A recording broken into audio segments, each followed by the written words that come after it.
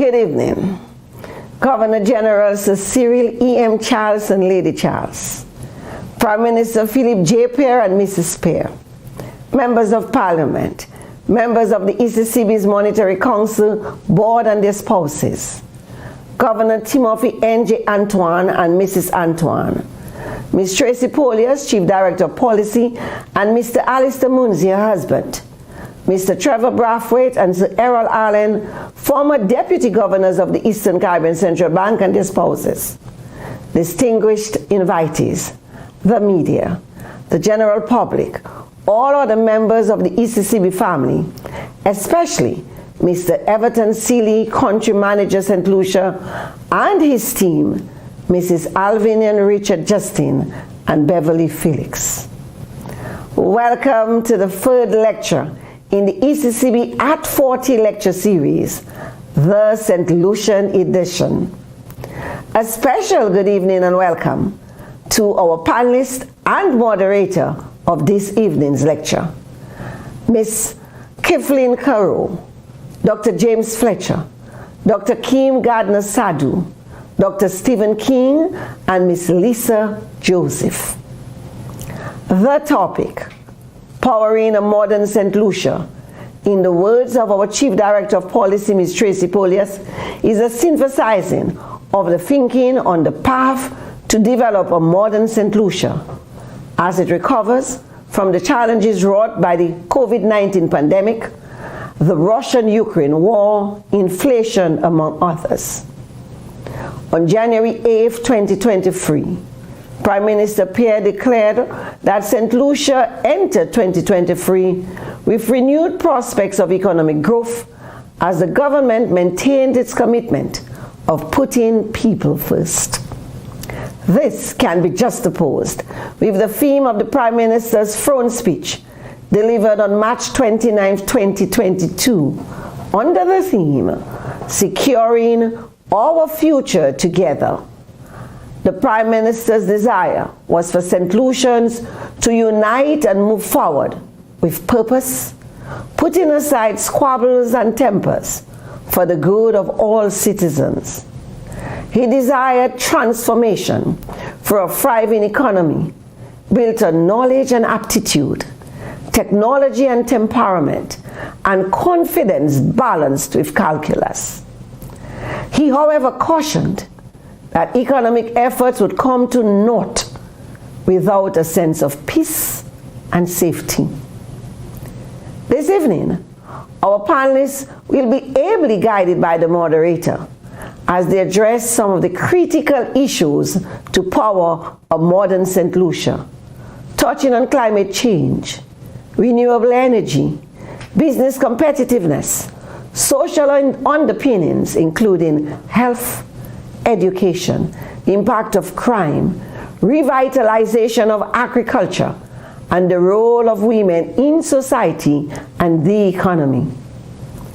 These topics are also congruent with some of the theaters of transformation outlined by Governor Antoine, including food and nutrition security, renewable energy and energy security, broadband connectivity for the digital economy. The panelists are ready. The moderator is ready. You are ready. We are ready. Let the lecture begin. Welcome and thank you. Est nous power? Est nous power? Come, I'm not hearing es nous power. Way. That's right.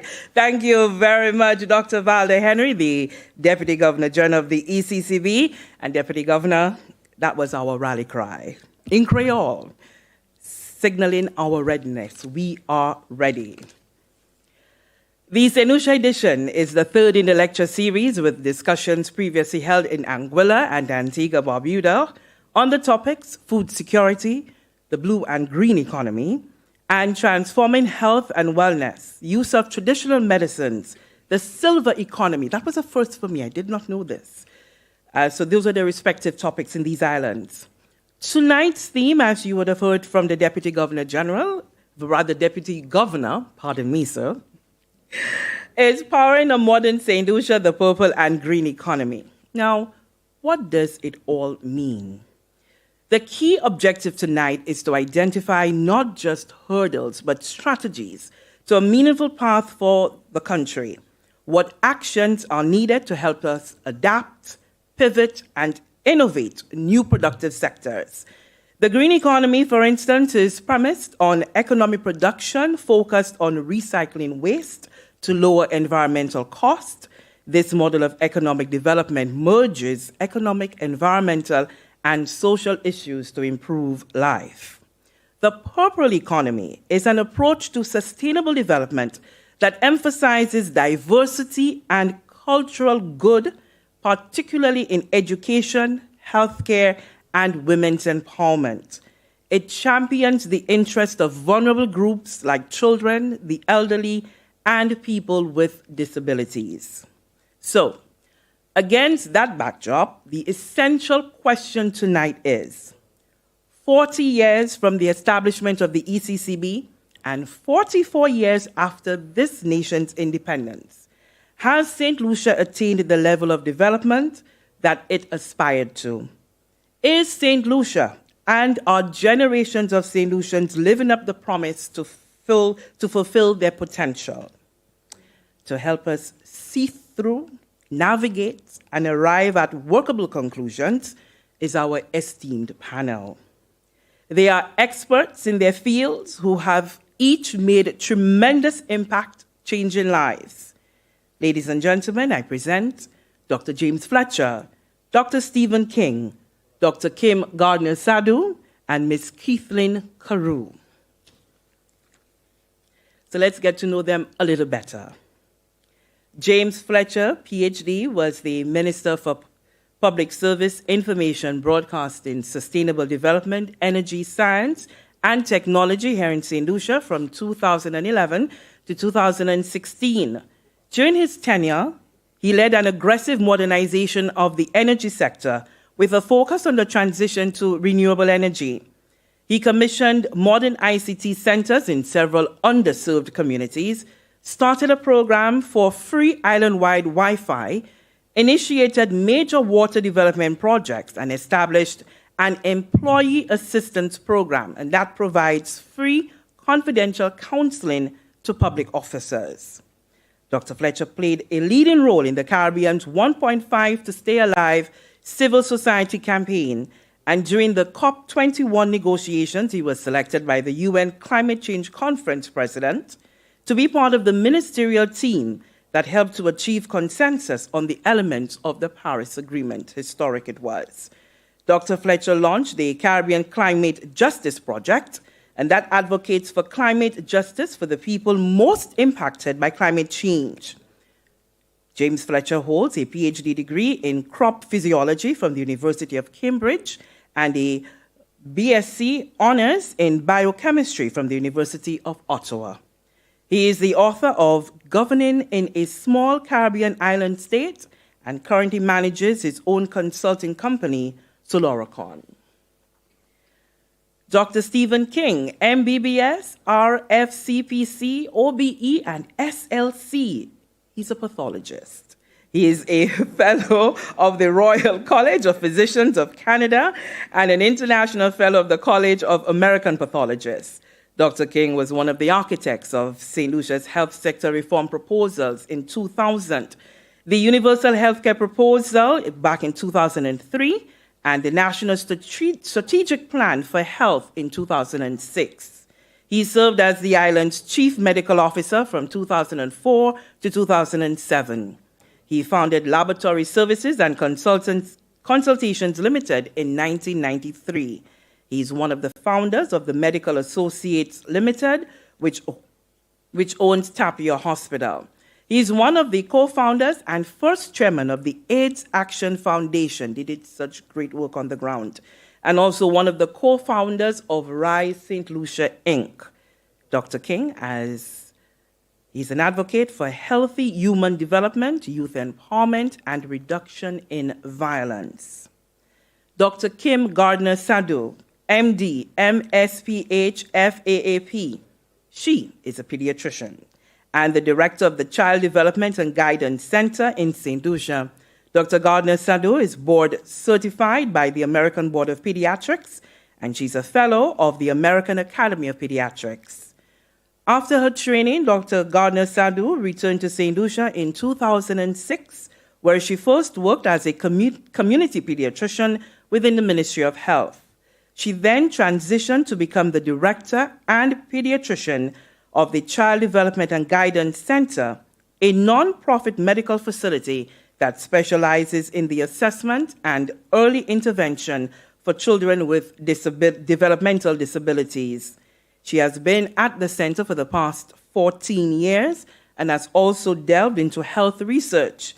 She has published papers and presented locally, regionally, and internationally on multiple topics, most recently on the outcomes of children with prenatal exposure to Zika virus.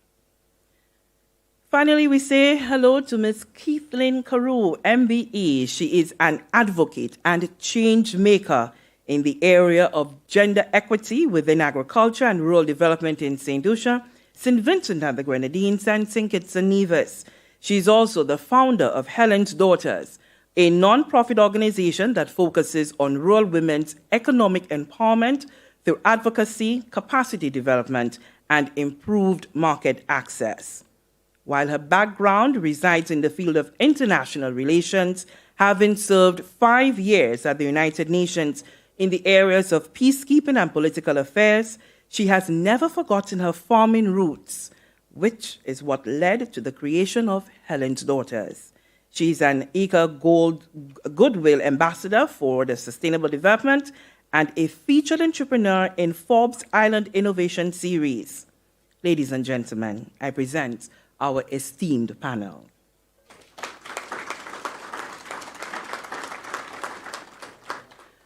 Just some brief housekeeping matters now as we proceed.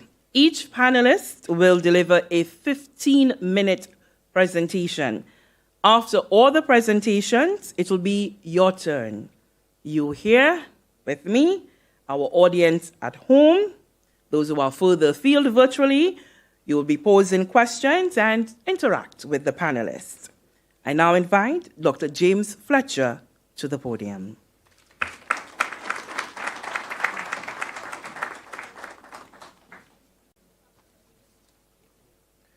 Thank you very much, Lisa.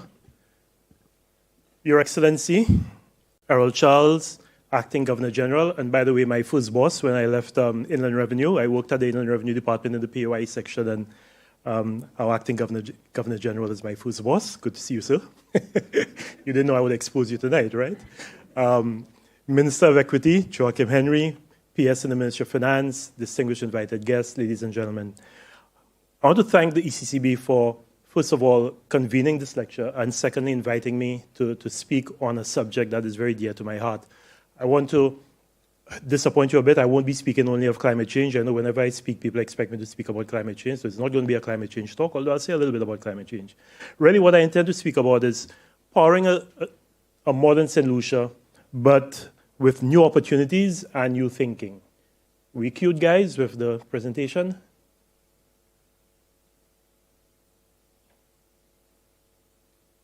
Thank you. So,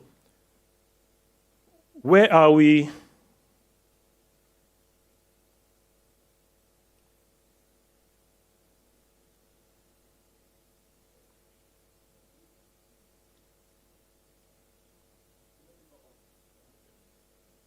Yeah, it is on. Okay, it is on now. Sorry. Like many other small island developing states, St. Lucia is caught in a high debt, low growth, high unemployment trap. So we're really like a goldfish that's swimming in a bowl, not many resources, having to navigate our way among a whole set of other goldfish. That's who we are. And how do we get out of this? So I want to touch on a number of different sectors very quickly because it's only 15 minutes. And the first one I want to touch on is tourism, which is really what is driving our economy right now. And in 2016, we had a green economy scoping study done with the help of the United Nations Environment Programme. And it spoke of green tourism as something that we should be pursuing. And it said that it should be mainstreamed by the government as a crucial part of our drive towards sustainability. And some of the benefits of greening tourism were enhancing visitor experience, adding value to local business, supporting biodiversity, and reducing the negative impact on the environment. Because one of the things about tourism is that it extracts from the environment. That Green Economy Scoping Study is available, and I would recommend it as reading. The industry must make more prudent use of scarce resources, particularly water. We're in the middle of a water crisis right now, in the middle of a drought, and the tourism industry uses large amounts of water. And that's actually one of our hotels in the south, Coconut Bay, that with the help of the Ministry of Sustainable Development, back in my time, did a very good job of, guys, can we keep the presentation on? Don't go back to me, thanks. Did a very good job of using rainwater to harvesting rainwater and using that so it would have a much more prudent use of that scarce resource. Making use of sustainable energy. Energy is the tourism industry uses energy quite a bit, and moving to renewable energy using solar photovoltaic panels is another area that the tourism industry can move towards. Working with nature, not against it.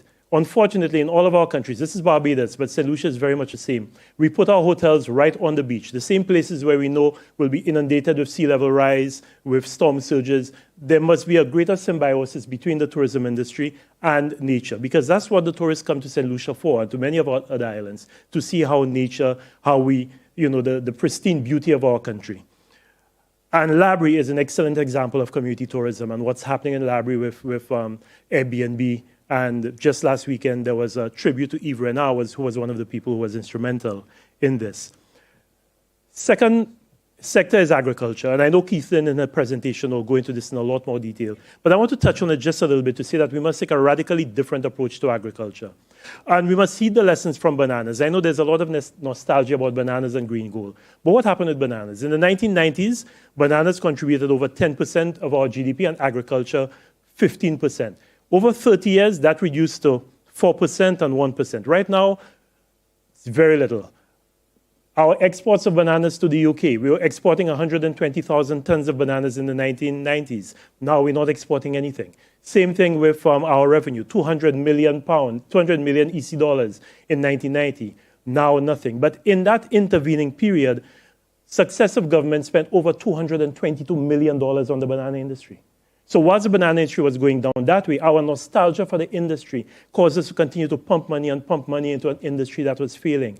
We have to use evidence a lot better when we're making decisions, because if we did, then we probably would not have found ourselves in that situation where now we're facing the reality that it's time to move on from bananas and leave the nostalgia behind. Where do we move to? Well, we're seeing good examples. For example, what's happening with the linkage between the cocoa industry, chocolate, and tourism.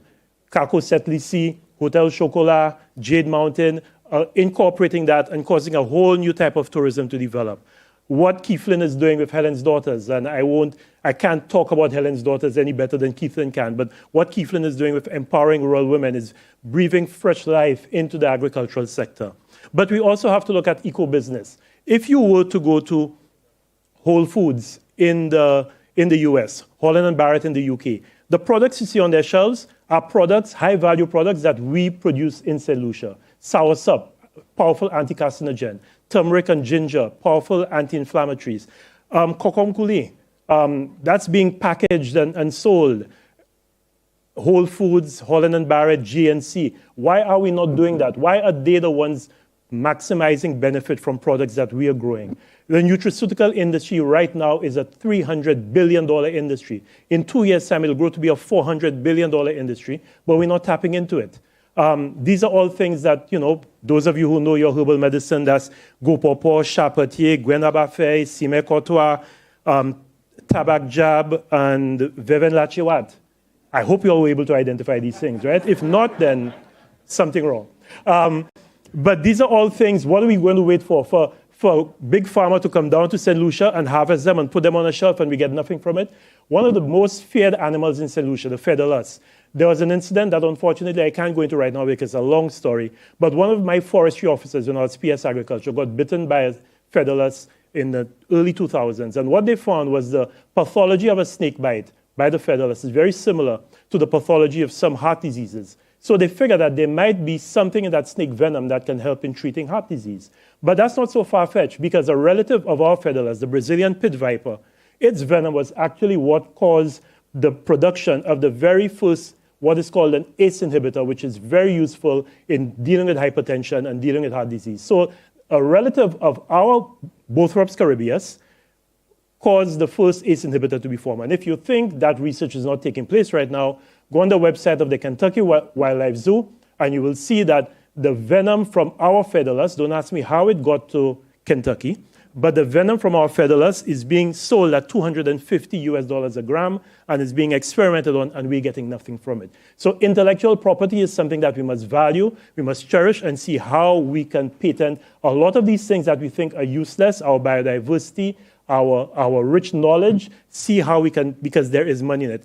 Joanne Dujon is taking sargassum seaweed, a pest, something that is causing problems all along our East Coast, and he's converting it into a fertilizer. Why are we not helping Joanne amass all the sargassum he can, turn that into fertilizer, and sell that all across the Eastern Caribbean? That's something that we should be doing. Carlos Noel in Labrie has done a solar power desalination unit. We're in the middle of a water crisis right now. We should have upscaled this and have every single hotel in St. Lucia, every single hotel in the Eastern Caribbean using Carlos Noel's solar power desalination plant. It does not use any electricity. It is very environmentally friendly. Why is this still languishing in Labrie? These are opportunities that are there for us. We have to think differently. You know, there are opportunities in the energy sector.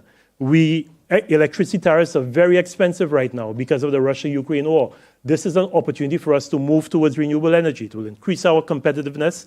We've started with a solar panel in Latuni Vieux Fort. We need to expand that. We need to expand our use of renewable energy. There's a strong appetite for solar panels. We should have solar panels on every public building in St. Lucia. We should be encouraging people, like Mayor Motley has said, that the sun, people do not need any permission to use what God has given to them. Make it possible without any bureaucracy for people to put solar panels on their rooftops, those who can afford it. And when we are looking at impoverished communities, the same way government puts in footpaths, put in solar panels in some of these communities and tell the people in these communities that they will never have to pay for electricity again. These are opportunities to improve people's lives. Geothermal energy, let's pursue it. The wind farm in Dennery, 12 megawatts that can reduce on our dependence on fossil fuels. These are all opportunities for us if we just think differently. The creative and digital industries provide lucrative avenues for us. And we're not just talking music, we're talking architecture, advertising, performing arts, design, fashion. That is contributing over $100 billion of gross value to the UK economy. It is growing twice as fast as any other economy in the UK right now. We have an opportunity with media and technology to reach a global audience. So we're not just that little goldfish in that bowl. We can reach a global audience with media and technology. If you go right now onto Upwork, Fiverr, you can access a graphic designer, a copywriter in Serbia, in Bangladesh. I can't get anybody in St. Lucia. So right now, I can go onto Fiverr and get somebody to do a design for me for $25 US out of Bangladesh. Why are our people, our very creative people, not on Fiverr, not on Upwork? One of the problems is the banking system, because they need to have access to PayPal or foreign bank account. Let's make that possible. Let's make it possible for our creatives to market their services there so that they can make the money that they need to make. Market size and access are no longer restricting factors. Now, you know, I can't stand up here and not talk about climate change. So I'll talk a little bit about climate change very quickly. Last 8 years are the hottest ever on record since 1880. Rising sea levels are rising faster than we anticipated. Ocean temperatures are reaching all-time high. Oceans are getting more acidic because they're being forced to absorb more carbon dioxide. 230 medical journals, Dr. King can tell you, to get 230 medical journals to agree on any one thing is a miracle. They all agreed that climate crisis is the greatest threat to global public health, and the impacts are diverse and grave. However, there are opportunities for us, because for all Caribbean countries, the climate crisis is an existential threat.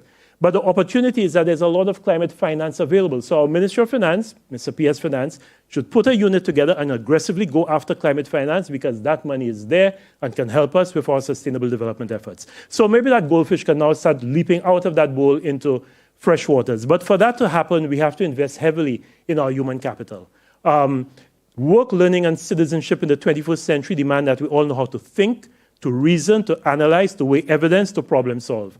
And That's what our education system must focus on. Critical thinking and communication, not just the transmission of knowledge and facts and the regurgitation of information. And a lot of that information is becoming obsolete. If you look at the 21st century survival skills that we need now, it's critical thinking and problem solving, effective oral and written communication. Many of the jobs that are the most sought after now did not exist 15 years ago. App developer, cloud computing specialist, YouTube content creator, drone operator. 15 years ago, these jobs didn't exist. Many of the jobs that existed then are now being threatened or extinct. When last you saw a VCR or fax machine repair person, or video store employee, or record DVD shop employee? These people don't exist. In the next 10 to 15 years, artificial intelligence will replace speech translators, customer service staff, receptionists, proofreaders. All of these positions will probably become redundant as a result of artificial intelligence. These are things that we have to prepare for. But we have to understand that there must be a just transition. There must be equity. And that's where the purple economy comes in. Education is the most powerful weapon we can use to change the world. And we have to appreciate that we must give everybody an opportunity to excel in this country. And that's why early childhood development, which I'm sure Kim will speak on in a lot more detail, is important. That period between birth and 5 years is the most critical period in the development of an individual, of a human being. But where do we spend all our money? In the education sector. These are our countries. We spend all our money in primary and secondary and tertiary. Very little money in early childhood. But that's where the problems are developing. When our children are not getting that psychosocial stimulation and our parents are not getting the parental skills training, you're not getting that connectedness to school. And what does that lead to? The results have shown very clear. Children that are not connected to school as a result of not having that foundation in their early childhood years engage in more risk-taking behavior like violence, early sexual experience, alcohol, smoking, and both boys and girls. Those are facts. So, maybe Goldfish can now have a soft landing. But for that to happen, we have to focus on our young people. They are the most important resource that we have. I work with young people in the Caribbean Climate Justice Project, and I'm amazed at their creativity, their passion, their intelligence. At their age, they're much more intelligent than I was at their age. You know, that's a fact because they're exposed to so much more information. We have to involve them in everything that we do. But don't forget the elders, because there is a lot of valuable knowledge in traditional knowledge. So don't just focus on the young people, because we had floods recently and people were complaining that there was flooding in Rivière-Mita and flooding in Gros-Rivière. Why do you think they call the place Rivière-Mita, middle of the river, and Gros-Rivière, big river? Because that's where the water flowed. But we decided we're going to go and build there, not understanding that there's a reason these places got those names. Traditional knowledge, our elders, extremely important. So the solution, we cannot solve problems by using the same thinking that we used when we created the problems. The future can be bright for us, but we all have to work together and with a common purpose. And I want to end with a little bit of physics. Newton's second law of thermodynamics says that the total entropy of a system and its surroundings will never decrease. What that means is that things move towards maximum disorder. Your room, if you leave your room and you never make any effort to tidy it up, it just gets more and more disorderly. For you to make things orderly, you have to put effort.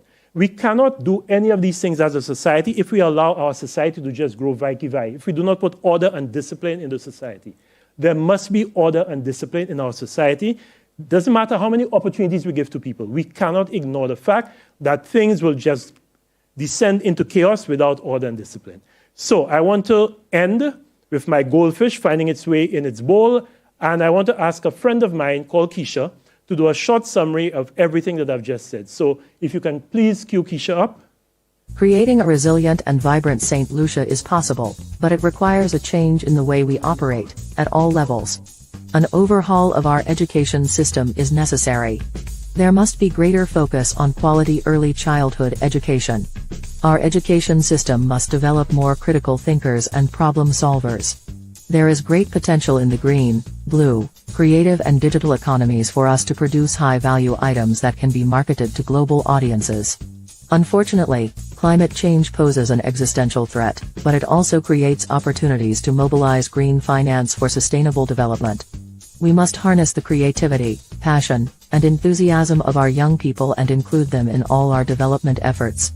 However, we must stop doing the same things, the same way, and expect different results. We may be small in size, but we should not also be small in thinking. Our future can be bright, but only if we all work together.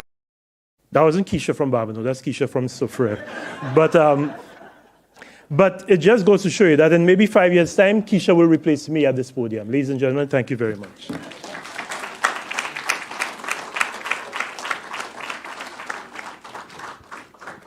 Thank you very much, Dr. Fletcher. And no, it seems like Keisha wants to replace me. And she's doing it now. Thank you so much for that. You know, always very thought-provoking. So we heard about a rethinking of the tourism industry. Let's get more evidence-based decision-making, harvesting benefits from the traditional medicines, intellectual property, very, very critical as we begin to innovate. And of course, institutional support to our innovators. Thank you very much. These are just some of the salient points coming through. I know you are taking your own notes. Don't forget, your turn is coming up for your questions. And now we talk about the social underpinnings of our economy, healthcare, the impact of crime and violence, and implications for the labor force and the overall economy. I now call to the podium Dr. Stephen King.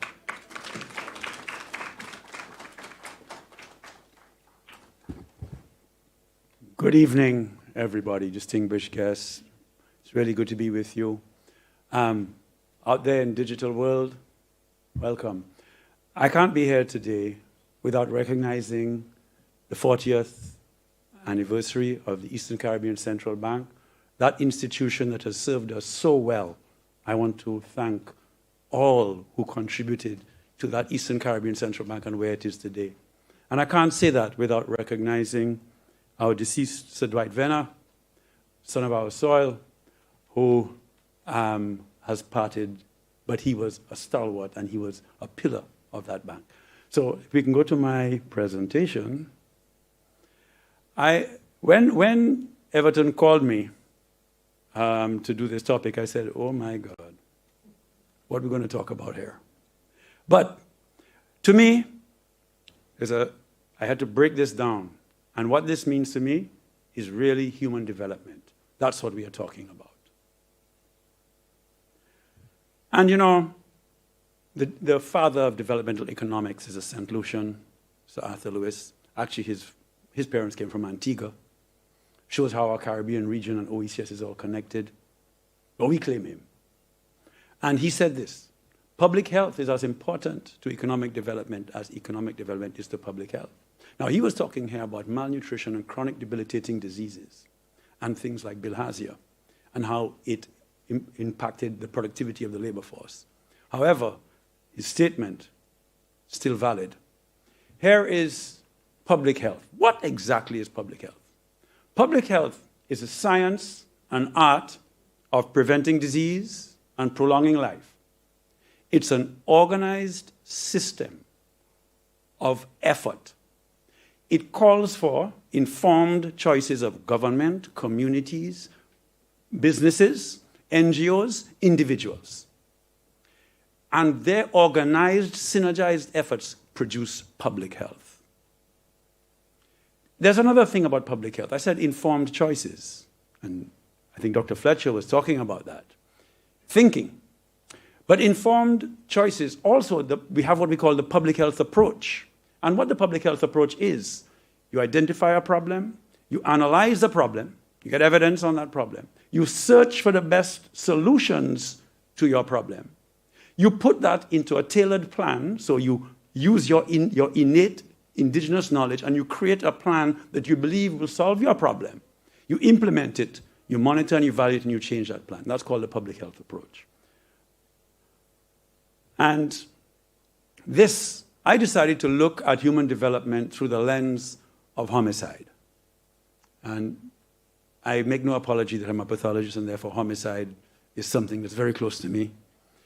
But, guys, you think, yeah, thank you very much.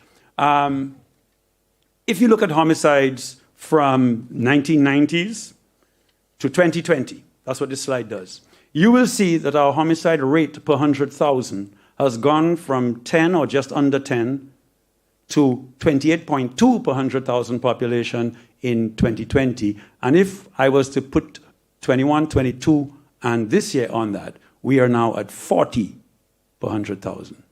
We have an epidemic of murder, okay? This is a crisis. Public health crisis, social crisis, and economic crisis. Now, the Human Development Report 2012, done by the UN, UNDP, and St. Lucia is in here. You may not see it on this particular graph, but St. Lucia is one of the 7 countries analyzed in this report. And you see here, what this slide shows is that as inequality rises, so does your murder rate. Inequality this is income inequality now, which is usually defined by the Gini coefficient. Now, if your Gini coefficient is above 40, you're in trouble. You should really be under 20 if you had an equal society. St. Lucia, today, this is a St. Lucian trajectory for the Gini coefficient. If you look at it, it started off in 1995, 42.6 was our Gini coefficient. It was bad, but not critical. We've gone up to 51.2. I would like to propose to you that one of the reasons that our homicide rate is climbing as it is because our inequality is climbing. And a society, income inequality is a surrogate marker for inequality across the board. Access to justice, access to education, access to finance, access to business support, access to social mobility, access to networks. And this is what is driving frustration and antisocial behavior. Now, the same UNDP report also made a second identification of a major factor in murder rates, and that was the amount of time you spent in education. The longer somebody stays in education, the less likely they are to be violent. Interesting. But in a population that is so. But you have to ask yourself a question. Are our youth as committed to education as they once were? Is our government as committed to education as it once was? I suspect not.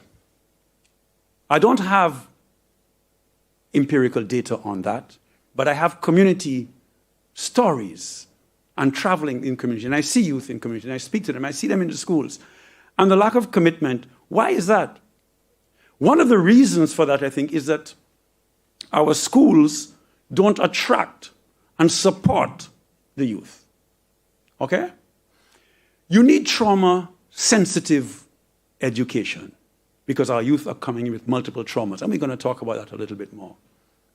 Also, these youth need to have safe spaces where they can, with people they trust, so they can explore these traumas and come up with healthy coping.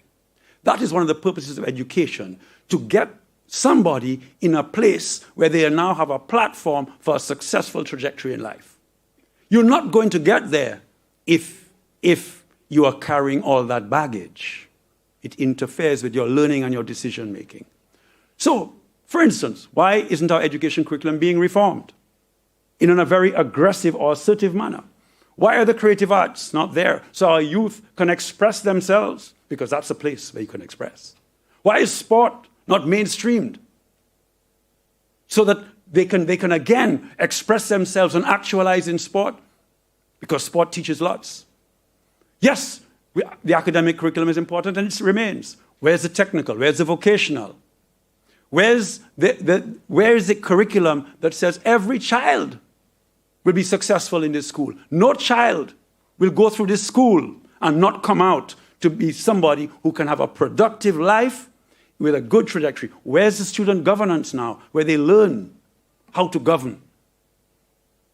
So, education is a key factor in addressing our problems. One, yes, homicides, but I think Dr. Fletcher pointed to the real purpose of education in livelihoods as well. So I want to talk a little bit about this pyramid, which is really a complex trauma pyramid. I just want to walk you through it a little bit. At the bottom, there's a the generational embodiment, historical trauma.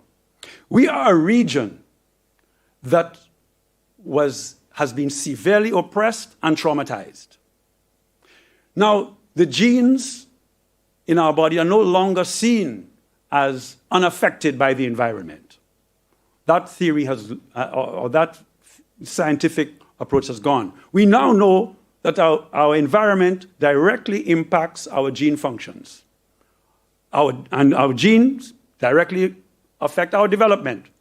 So all of the epigenetic mechanisms, in other words, the trauma of our ancestors passes on down the line because human beings are perfectly designed to adapt to their environments. You expose them to a toxic environment, they will adapt. And they will actually cause gene expression to change in that adaptation to become better able to survive toxicity, but they can pass that on. The other thing they pass on, of course, is mimetics, which is the knowledge. So, in fact, this brings me, where they say the sins of the father. This is a science of the sins of the father. And, the mimetics, the one I hear the most, because I'm an advocate to remove all violence, especially violence against children. So corporal punishment was something that clearly I had to fight to get rid of, to the best of my ability. But you will hear the mimetic, spare the rod and spoil the child. You can't let a child grow up without the punishment. They'll be indisciplined, etc., etc. And I'm sure we can talk about that later. But moving on, social conditions and the local context. The ecological environment that you grow in, any organism, that ecological environment determines the growth. The ecological theory of behavior, your individual, your relationships, your community, and your society will all impact on your behavior. A toxic environment, which includes lots of traumatic experience, including adverse childhood experiences, causes disrupted neurodevelopment. That means it alters your brain. It alters the brain, how it thinks, how it functions, but it even goes further and can anatomically change that brain. But what you now have is somebody coming from a toxic environment, and they have the decision-making that works in that environment. Take them into another environment, doesn't work. So what do you find? You have substance use. As people are trying to cope, they make decisions to use substances. They make decisions to be more violent. They make decisions such that they are poor parents. They make bad life choices. And these bad life choices are going to change the trajectory of their lives and make them less able to be successful. Also, in case you may think that it is just something, behavior like, you and I talking, the cellular level, toxic environments create chronic stress and will affect your cellular function. Your very cells will be affected. And you'll see this thing manifesting with hyperinflammation in the bodies.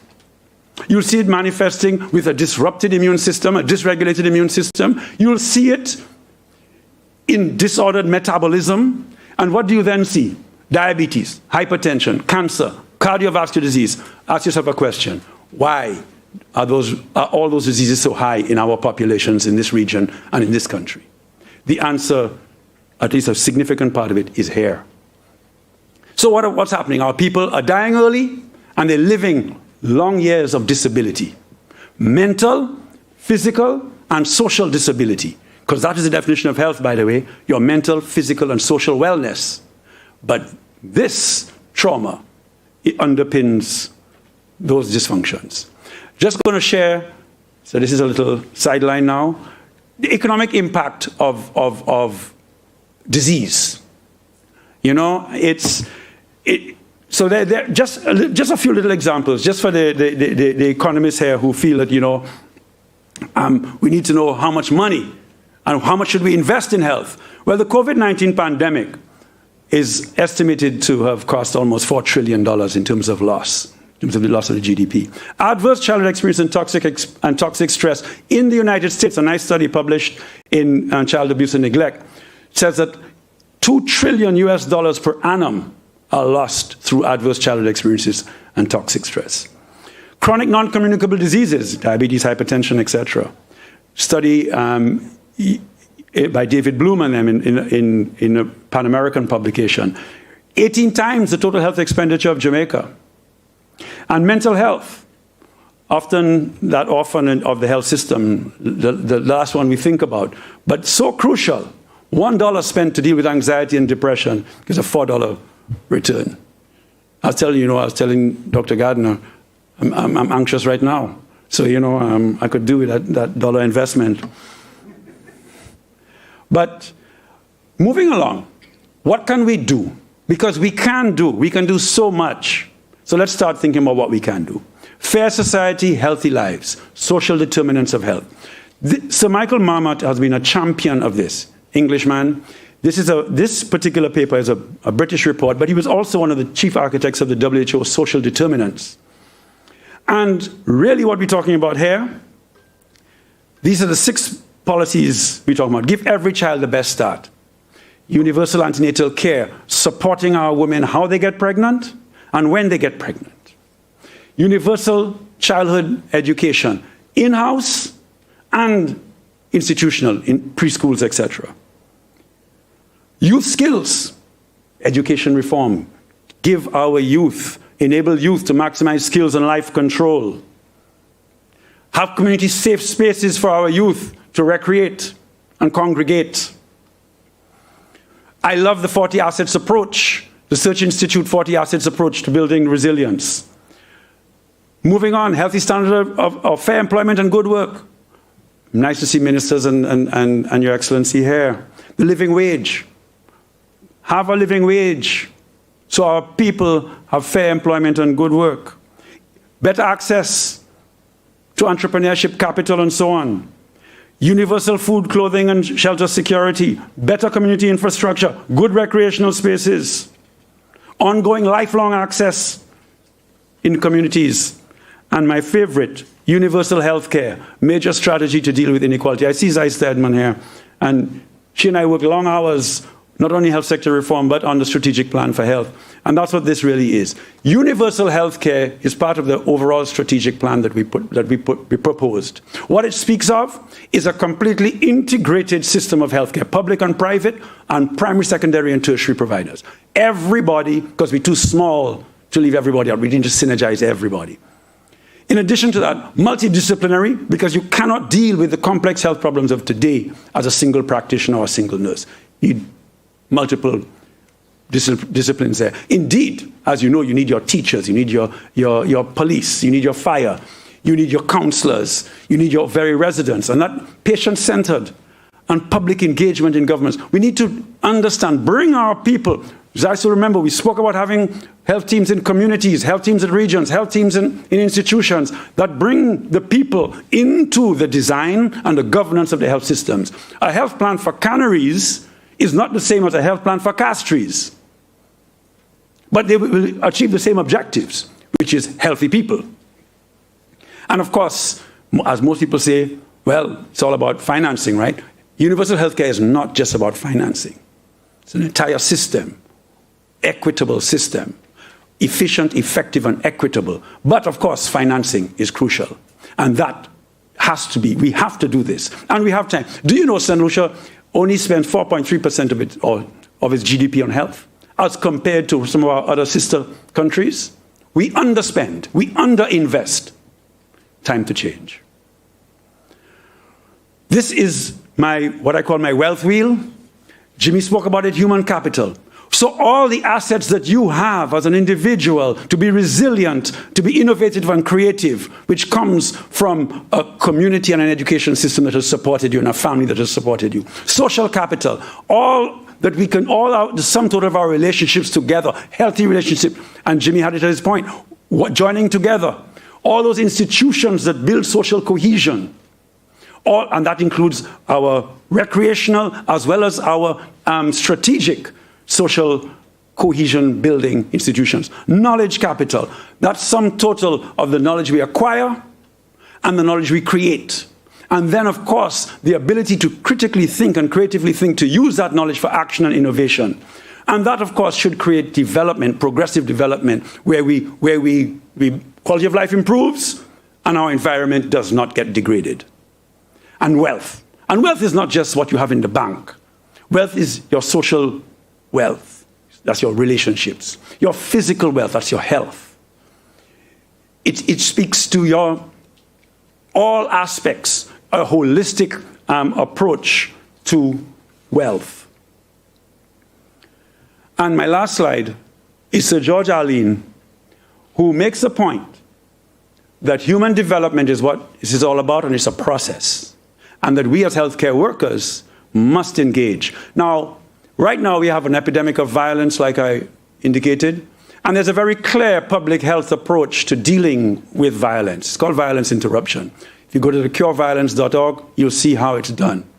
And what you need is, and I would love to see our Ministry of Health declare that violence is a public health emergency, and that we must now come to the table with the holistic solutions, which include violence interruption, pushing back against inequality, education reform, in addition to our law enforcement, which must be firm and fair and respectful of human rights.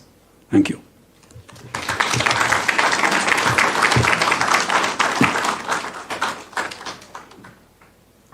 Thank you very much, Dr. King. Always, we can count on him to be passionate, to deliver, unafraid, the messages that need to come through.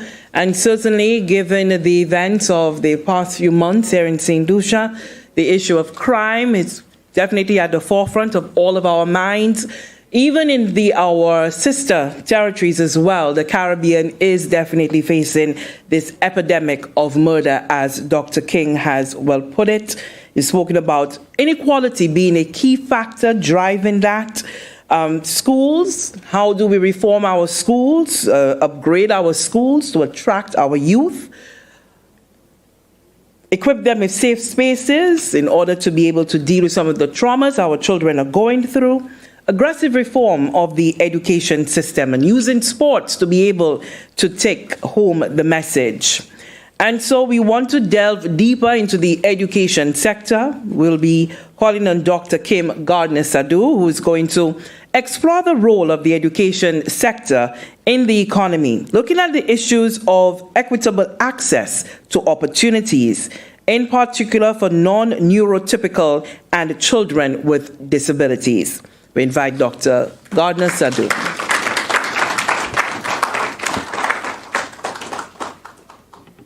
Thank you, Lisa. And I would wish to adopt the protocol already established. And I would like to thank Mr. Seeley for having me. When he first called, I too, like Dr. King, stopped him and said, I think you have the wrong person on the phone, because I clearly can't help you with banking or finance. But once he went on to explain, I knew exactly what I wanted to talk about. So I took some creative license with the topic that I was given, but I think the answers will unfold. So we can start. So I'm going to tell you a story, a bit about the trajectory of a St. Lucian childhood, and try and weave through this story some of the statistics and end up with some of the solutions. But my former presenters have already touched on many of the things that will be in my presentation. So this is Jonathan. Jonathan is a 23-year-old, unemployed, frequently in trouble with the law, has been incarcerated a couple of times, uses marijuana daily. What was Jonathan's childhood like? He was unable to go to preschool. His mother could not afford. He entered infant school at the age of 5. He already had a lag in his K readiness skills once he started school because he didn't have preschool. He needed special ed support and essentially had an acquired disability throughout his infant and primary school career. He did, thankfully, to universal secondary education, get into secondary school, but he didn't have what he needed in there. So he dropped out at 15 years in Form 3.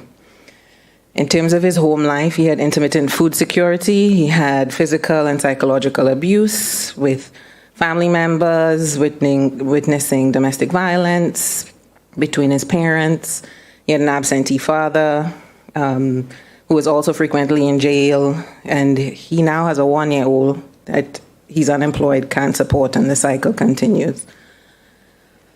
So is Jonathan an outlier? Jonathan is not one specific person I'm talking about, but an amalgamation of many.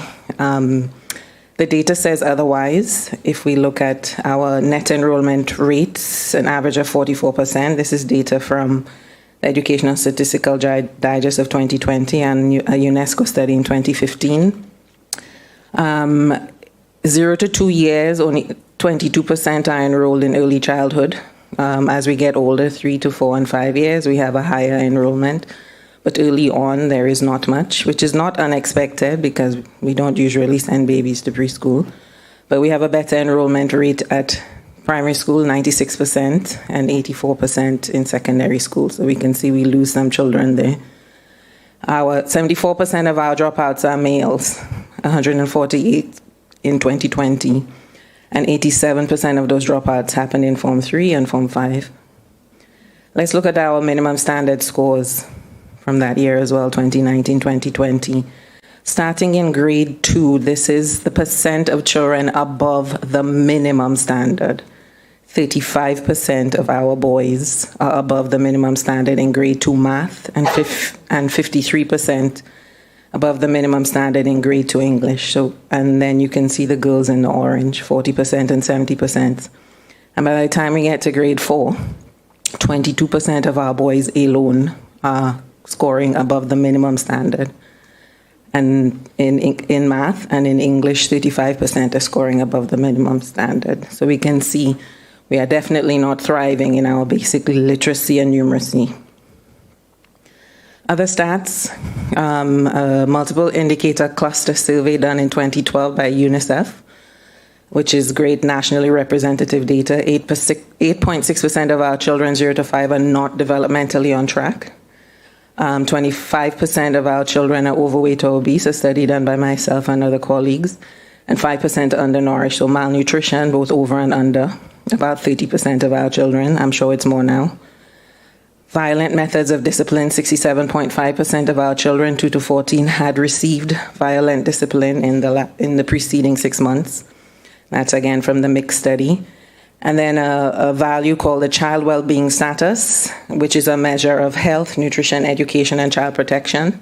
34% of our children had low child well-being status. So I hope I'm painting a picture that Jonathan really isn't an outlier, but actually quite common.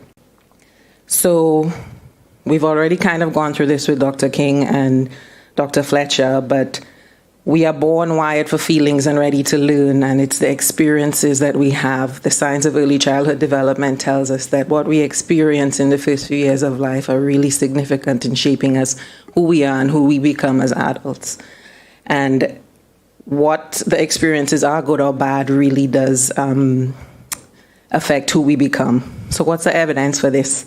We've already had a physics lesson. Let's have a biology lesson today. So the brain is the most rapidly growing organ of the body. By the time you are 2 to 3 years old, 2/3 of your adult brain size has already been achieved. And brain growth continues through 18 years, but much more slowly than in the first 2 to 3 years of life. Oops. Again, biology lesson. This is a neuron. This is a cell in your brain. This is a very zoomed in picture of it. And when you're first born, your neurons are there for breathing and feeding and sleeping and pooping. That's what you do when you're born.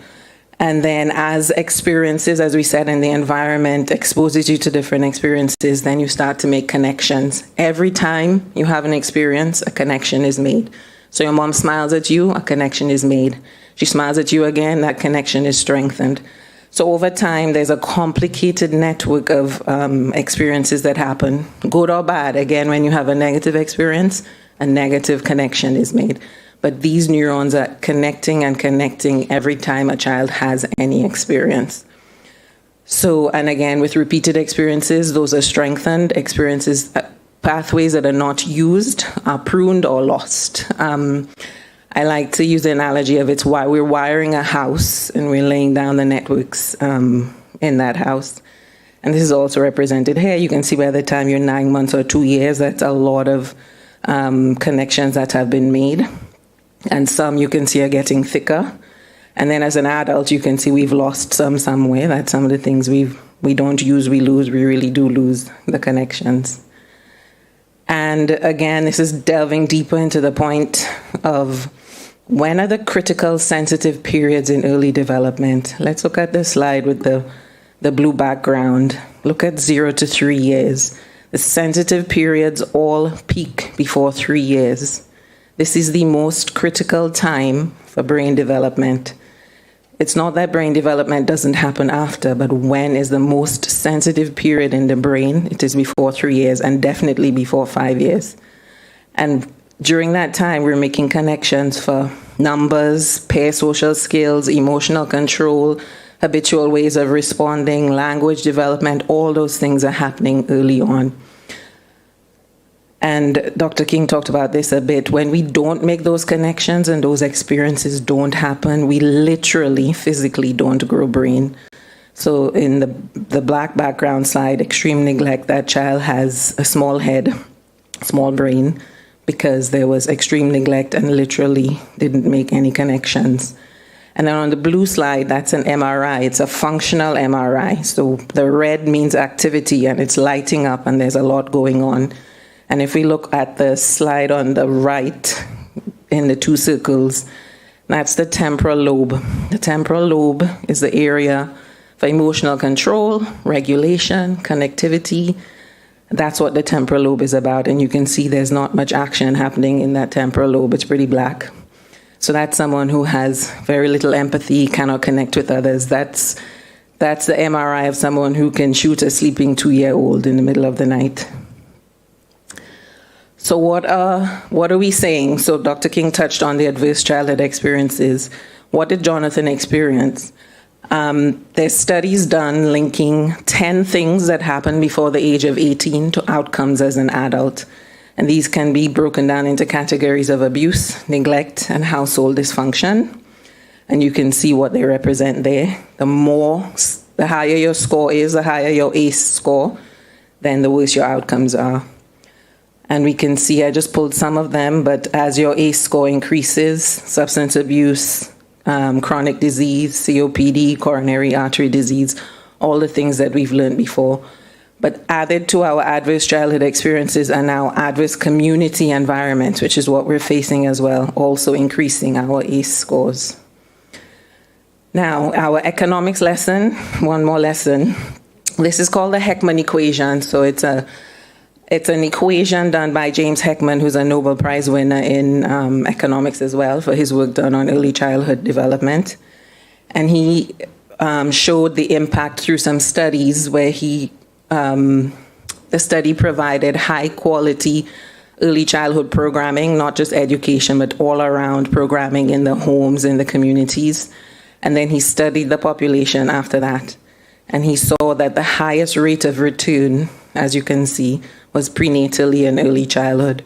And I can do better than Dr. King's 1 in 4. For every dollar invested in early childhood, there's a $16 return, is the latest data. So we're obviously investing high in that, right? Well, no. So when the brain is the most malleable is when we invest the least. And this can represent most countries globally, not just St. Lucia. And what are we doing in St. Lucia? This is pulled from a budget analysis for investments in children in 2015 on UNICEF. We spend 1.2% of our education budget on ECD and 70% on the higher ones. And Dr. Fletcher showed the rest of the OECS is quite similar in its spending. So let's get back to Jonathan. Did we provide the things that he needed, the resilience builders? Did we provide his caregivers with the support that he needed to promote his development? How many things were a threat to him? Did we help his family? Did we help them with the social issues that caused them to be stressed? Did we ensure that he was enrolled in a high-quality ECD center, early childhood center, and give his mom the parenting support she needed early on? And did we identify early on his delays that I'm sure existed because of neglect and because of his lack of entry into preschool? So to summarize, the early years are important. The most sensitive period for brain development is under 3 years. Every experience that you happen impacts brain development, good or bad. And we need to invest in ECD. because they have the highest rates of return. But now for our call for action, what are we supposed to do? Every single one of us has to sit and think, how am I supporting early childhood development? How am I supporting our most vulnerable and our earliest children? We have to use a child-centered approach, and this is for all children, particularly our children with disabilities, with delays, our neuroatypical children, and our children with acquired disabilities because of environmental issues. And we have to use a community as the scaffolding, and we have to support their parents. It has to be multidisciplinary, all of us involved, and as we've said, it has to be transformational in its thinking, because what we've been doing is not working. And we all have to feel invested in this. Nelson Mandela said, our children are the rock on which our future will be built, and our greatest asset as a nation, and they will be the leaders of our country, the creators of our national wealth, and those who will care for and protect our people.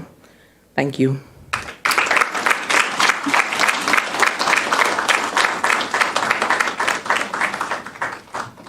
Thank you so much, Dr. Kim Gardner-Sadu. Since you have this very calming voice in delivering all of this very bad news, please deliver bad news to me any day, because the picture that she painted for us, we're really not doing good at all at the base of it. And for some strange reason, this came to mind throughout your presentation. The early bird catches the worm. I don't know why, but if we start very early, everything that Dr. Gardner-Sadu has said really tells us that we will be well on our way to achieving all of the things that we see for a better and brighter future for ourselves. So hopefully, Minister here in the audience, yes, we're talking about evidence-based decision-making, and I see that the Minister has been listening quite intently. I'm sure a little later on in the open session, he'll be sharing some thoughts with us. We now want to welcome Ms. Kathleen Carew to the podium, and she is going to delve into increasing the participation in agriculture and exploring the role of women in our society and the overall economy.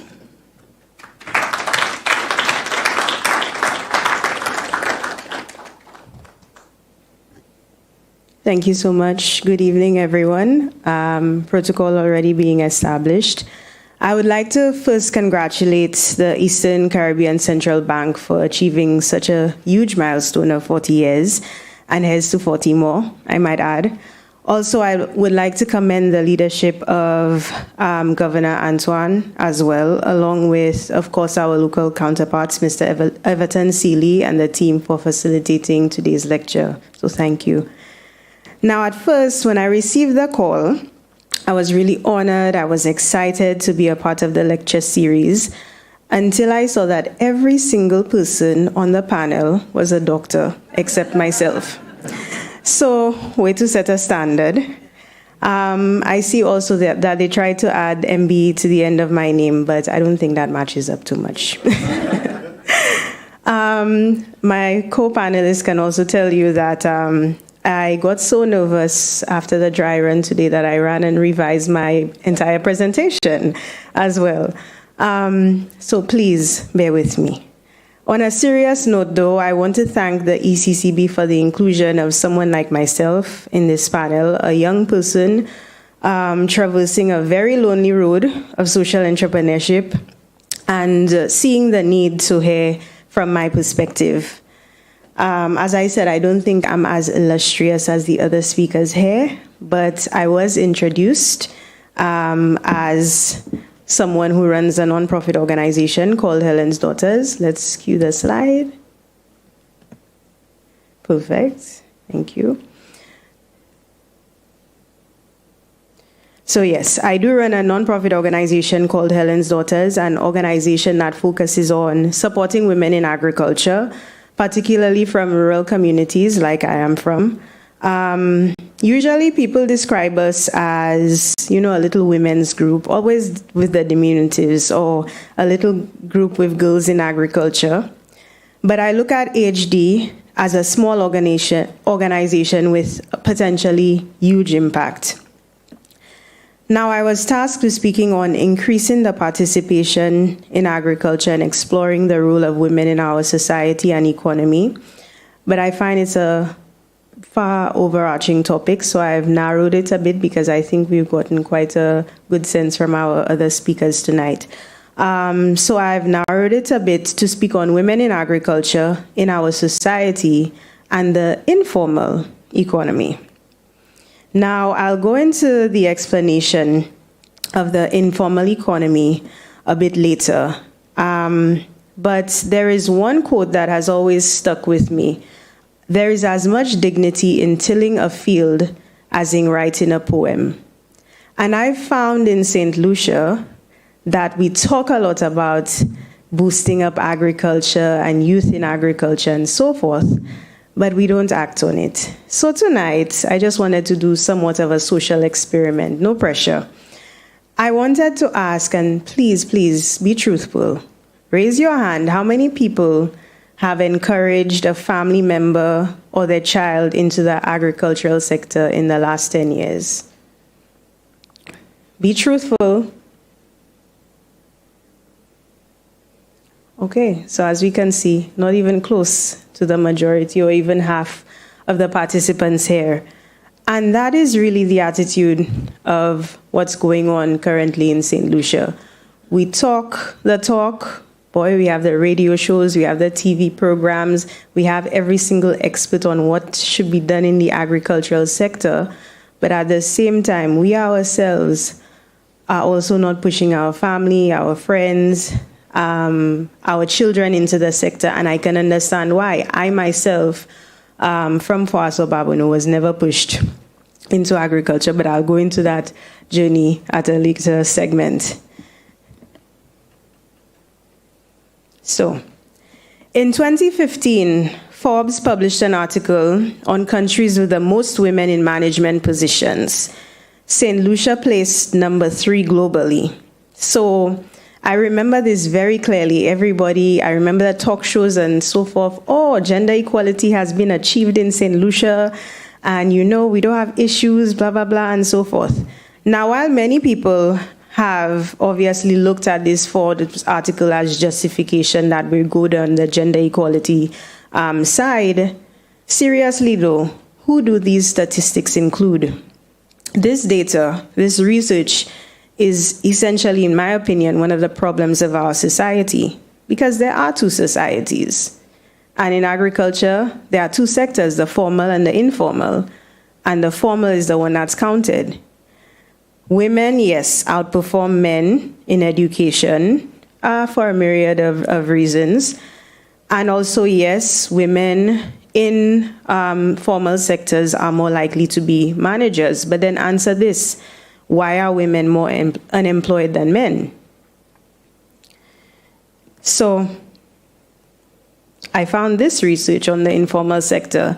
And interestingly enough, the Caribbean region, Latin America and the Caribbean, placed 3rd after South Asia and Sub-Saharan Africa as having the most women in the informal sector. So we number 3 with the most women managers, and we're also number 3 with the most women in the informal sector. Make it make sense. It is estimated that the informal sector contributes 8% to GDP. The size of the informal, which I think actually is probably more, the size of the informal sector in terms of employment is 27%. And these persons are not counted in our statistics. They are left out of our social safety nets and a myriad of other issues. Although agriculture and rural development still account for a significant percentage of exports and employment in rural areas, and a significant number of women are involved in subsistence farming, I find that we turn up our nose on small-scale farming. I find that we need to be reminded that more small farms feed more of the world's population, and yet in this country, we go past the Castries market every day and we undervalue the contribution of women who actively participate in this sector and who receive little to no support. So in 2021, we were tasked with, by an agency with doing a 5-country study in the Caribbean, tackling the problem of why women and youth have issues in actually accessing the agricultural sector, for example. Can you please put it up? Because I'm also, thank you. So these countries were St. Lucia, Dominica, Jamaica, Suriname, and Guyana. And obviously we did a root cause analysis, and yes, there was a lot of similarities between the 5 countries. But one of the things I found that you constantly hear is that women are not interested in agriculture. And from our research, what I found was it's not that women are not interested in agriculture, it's that they don't, and youth as well, is that they don't have the support to actually enter or succeed in the agricultural sector. So you can see a myriad of the root causes, from limited inclusion of agriculture in the school curriculum. I am an example of this. I went to all girls schools, I'll not mention, I'm a proud alumna though. However, in my secondary school, the male school had agriculture and IT, and we had food and nutrition and sewing. Go figure. I was from infant, primary, preschool, secondary, and so forth, never taught an agricultural class. So how am I expected to go into a sector when I have no clue about it? And on top of that, I'm surrounded by nightmare stories on top of my family saying, don't you dare go into it. Traditional gender norms. I know we deal with this every single day. Oh, why Helen's daughters? Why women in agriculture and so forth? But sometimes we have unspoken gender norms, not just in the agricultural sector, that go unnoticed or unreported. An example would be one of our members who has everything prepped to get her loan and so forth. And the first comment from the loans officer is, why a nice girl like you going into agriculture? Lack of access to training for women in the agricultural sector. I'm proud to say that Helen's Daughters does run free training programs for women, not only in St. Lucia, but in St. Kitts and Nevis and St. Vincent and the Grenadines. And I noticed a gap in the system. Many of the agricultural trainings were very specialized, which meant that it was tailored to persons who already had prior knowledge in the sector. Also, a number of the trainings were in the middle of the week at 2 or 3 p.m. What woman who's probably holding down, or even man who's probably holding down a full-time job or managing their farm or has to take care of someone has a time to go to an agricultural course during that time? So we bypassed and we created something that was more accessible and also free.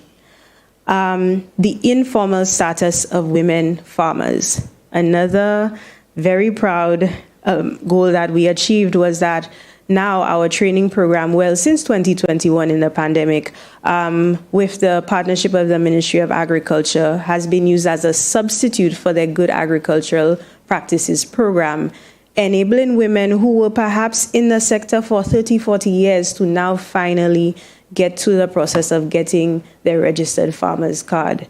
And you may not realize the importance of something like this, but aside from moving a woman from the informal to the formal sector, we are also giving her access to concessions, to other benefits, and mainly support from the Ministry of Agriculture. And finally, that she can be counted. Limited access to land for women and youth. I know that, again, we don't think that we have gender equality issues in St. Lucia, but research shows that 30% of women own land versus 70% of men. And there is no gender mainstream land tenure act within St. Lucia, or at least in my opinion, no policies underway to try to gender mainstream land tenureship. Limited access to finance for women and youth. I think we all know about our financial sector. It is risk averse and it is collateral based. For a woman, as I mentioned, that doesn't have land, perhaps, who has been renting for her entire life and has nothing essentially to her name, but she has an amazing farm or project or whatever. But perhaps maybe just not the collateral. She would not get the loan. And it's time, I will go into that, but it's time to really look outside of the box and outside of our commercial banks as well. Women taking on a larger share of unpaid labor. Unpaid care work is unspoken about in St. Lucia. A number of our members, of our women, they have sacrificed lives, jobs, whatever it is. Perhaps when there's a family emergency, there's an elderly who needs to be taken care of, a child who's gotten sick, and usually women take on this. So the effects, women and youth are at the base of the value chain. Youth lack interest in agriculture, and higher incidence actually of gender-based violence in rural communities. So I think I went through quite a bit of the gender norms. Oops. So in our research, can you pull up the slide again? Thanks. In our research, we noted three major things: access to finance, technical training, and land. The first, access to finance. Our banks.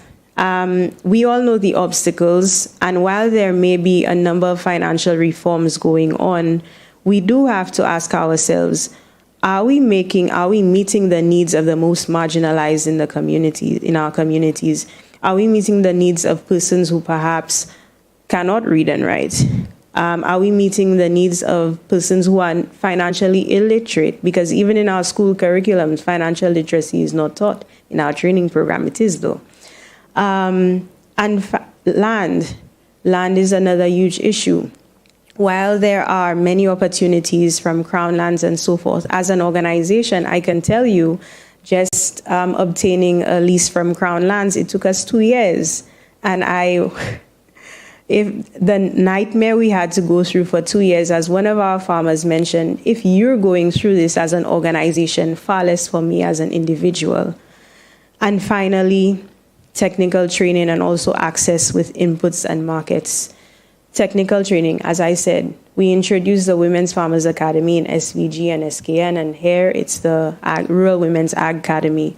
And we provide a number of trainings from sustainable agriculture, climate resilience, financial literacy, nutritional marketing, because we do also have to ensure that our producers understand the nutritional content of what they're selling to their consumers. I think one of our co-panelists mentioned that the health and wellness industry is $1 billion industry. Let's take advantage of it.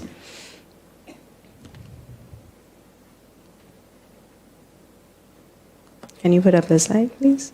Thank you. So with this research being done, essentially what we did after we did the 5-country study and so forth, we took it on, in a sense, as a framework to create the interventions that we needed, not only in St. Lucia, but across the Caribbean. Curriculum. One of the things I remembered in our membership is that, again, when she wanted to go to study agriculture, her parents, her family encouraged her into going into nursing instead. And this is not an isolated topic. So we created a scholarship program with the Sir Arthur Lewis Community College that provides fully funded scholarships for 2 women who are studying agri-entrepreneurship and crop science. The same is also being deployed this year with the St. Vincent and the Grenadines Technical College. So what we're trying to do is create, in a sense, an enabling environment where access to finance doesn't limit you from actually studying agriculture. The Water Tank Initiative. Last year, I think for climate change in St. Lucia, it took us for a loop. Dr. Fletcher talked about, obviously, the November troughs, but running an NGO and running on mostly restricted funding, it was quite difficult. I remember speaking about the Water Tank Initiative and why it was so essential. Most persons were like, well, why would you spend money on just giving women water tanks and so forth? But the difference is that, for example, in our membership, there was a case that one of our members had to go to a remote area to farm because of the 2-week drought that we experienced. I think it was in June, July, I can't remember. And what happened? An unreported rape because she had to shift. Also, the difference between somebody who's outside of the agricultural sector going through a drought means that, oh, I don't have water to wash my clothes or to cook. For a woman in someone in agriculture, it means literally months of going without an income. The agri-entrepreneurship program, which I'll go into more. I've always looked at agriculture and tourism supporting one another and not competing with one another. Dr. King, I'm sure a few years ago, did your residency.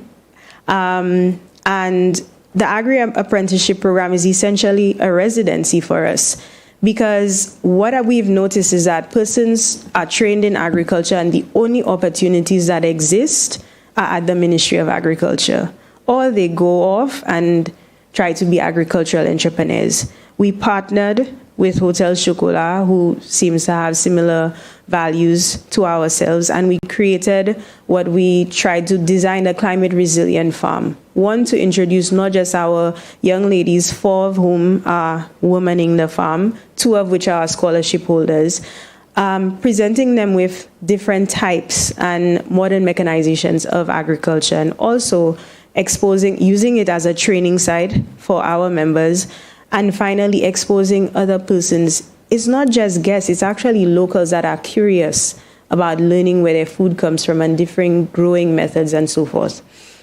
The In the Eyes of a Farmer Agritourism Tour. It's a long, very long name, but essentially, again, I think that agritourism has been a sector that we have really overlooked. At Helen's Daughters, a number of our farmers noticed, that, hey, there's an opportunity there. But again, 2 obstacles: 1, startup capital, and 2, insurance. What did we do? We created an overall agritourism network. We started with about 5 women, and we provided startup capital, whether it was to create pathways, whether it was to provide water tanks or put bathrooms on site so that they could have their farms ready to be agri-tourism tours. We now have a partnership with Cox & Company with these women. And also the main thing, we provide overall tour insurance as well for our women who are part of the agri-tourism network. I can go on and on about our programs and so forth, but I know we're tight for time. But again, something that I think St. Lucia really needs to look into is the fusion between agriculture and tourism. Tourists now want to travel for the taste of the place in order to get a sense of the place. And we have seen that firsthand in our partnership, not only with Hotel Chocolat, but our farmers markets. And this is a shameless plug, but it's the last Saturday of every month. I hope to see you at the next one. But truly, the 2 sectors can support one another. And the products that come out of some of these interventions, for example, at our farmers market, our people are truly talented. You can get breadfruit waffles, you can get kombucha, you can get sauerkraut. I mean, the list goes on and on. So I just wanted to touch more on the agri-apprenticeship program with Hotel Chocolat. It's the first all-female apprenticeship program on island that doubles as a training space for our members.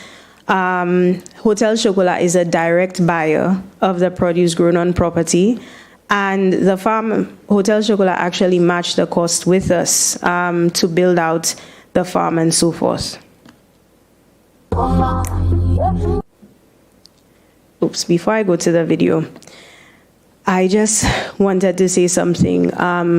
There's been many interventions that I've mentioned and so forth, and it's kind of sad to say, but all of our interventions are funded by foreign donors.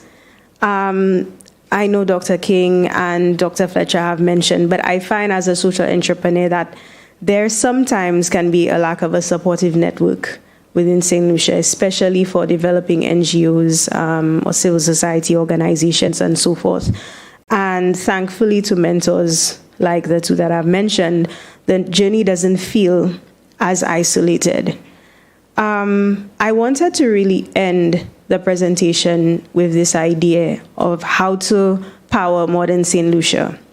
And with Helen's Daughters, we start every year with a co-creation retreat. We draft our program of work with our members, and it is our belief that obviously we're not telling them what to do. We're also listening to their needs, their wants, their desires, and co-creating solutions alongside the direct beneficiaries. And I believe that's exactly what St. Lucia needs to do. For powering a modern St. Lucia, it needs to be a social partnership between civil society, government, and the private sector. And we can cue the video. If you want an idea of how to create the co-partnership, well, I can be your woman, woman, let me be your woman, woman, woman, I can be your woman, woman. Here we are. It's a wrap of the women's retreat, the Helen's Daughters Farmers Retreat for today. And I got here late, but what a remarkable, remarkable day. In such beautiful ambience, in such amazing presence of some wonderful women. What Helen's Daughters is doing, like I always say, you can't put this in the form of, you can't put a price tag on this. This is remarkable stuff.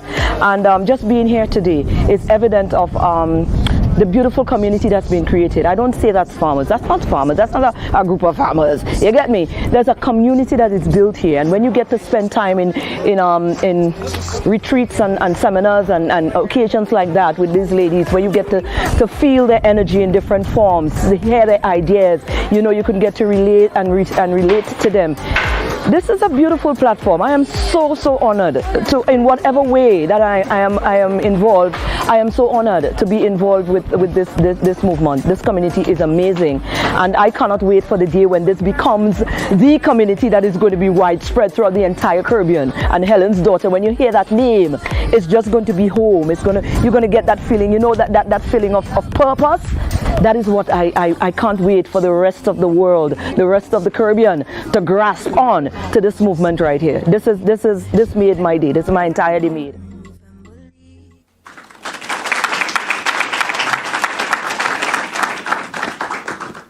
Thank you so much for that, Ms. Keithlyn Carew. And she was worried about not, being in the doctor category, right? But as I did tell you earlier on,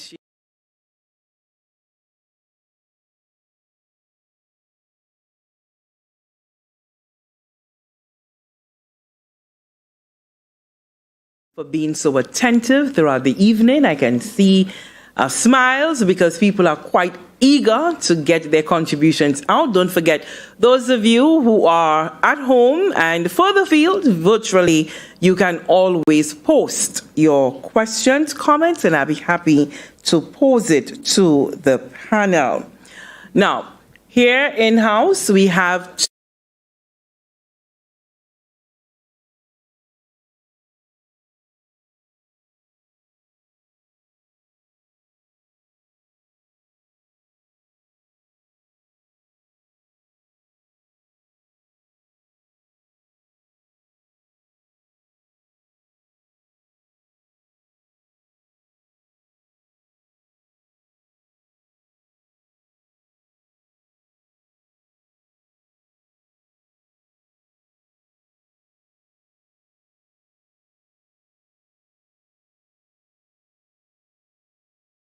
and particularly women in agriculture.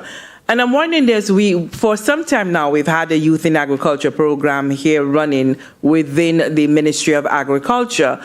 What more do you think can be done to grab that interest? There have been a few studies done, particularly with women, and while there seem not to be any barriers preventing women from getting into fields that are traditionally not seen for women, especially in STEMs, the women tend not to want to choose to go into those fields. So it's not so much that they are being barred or the hurdles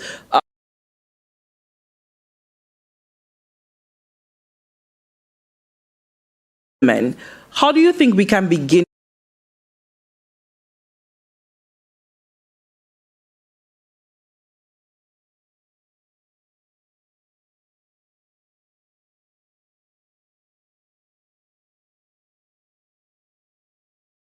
Perfect.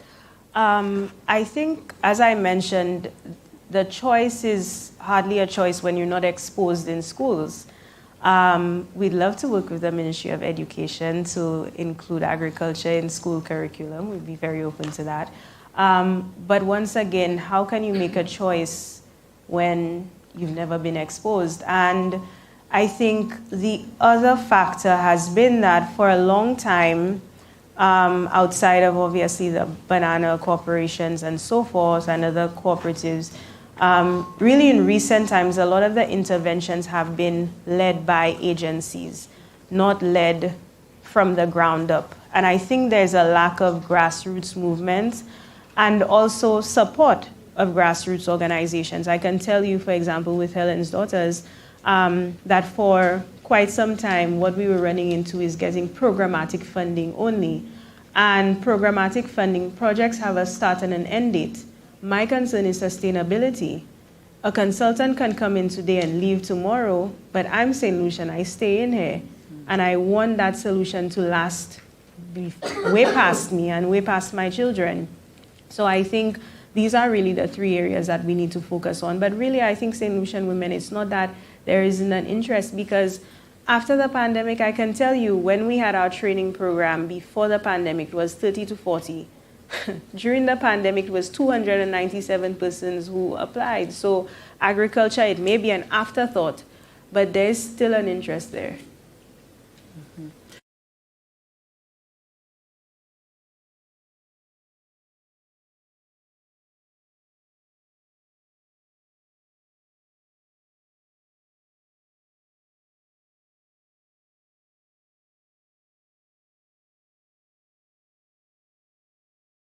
Do we reform our tourism sector to be environmentally friendly? And as Keithlin herself indicated in her presentation, being able to further integrate the two. We are built on the sun, sea, and sand. We've had some inroads in being able to bring in the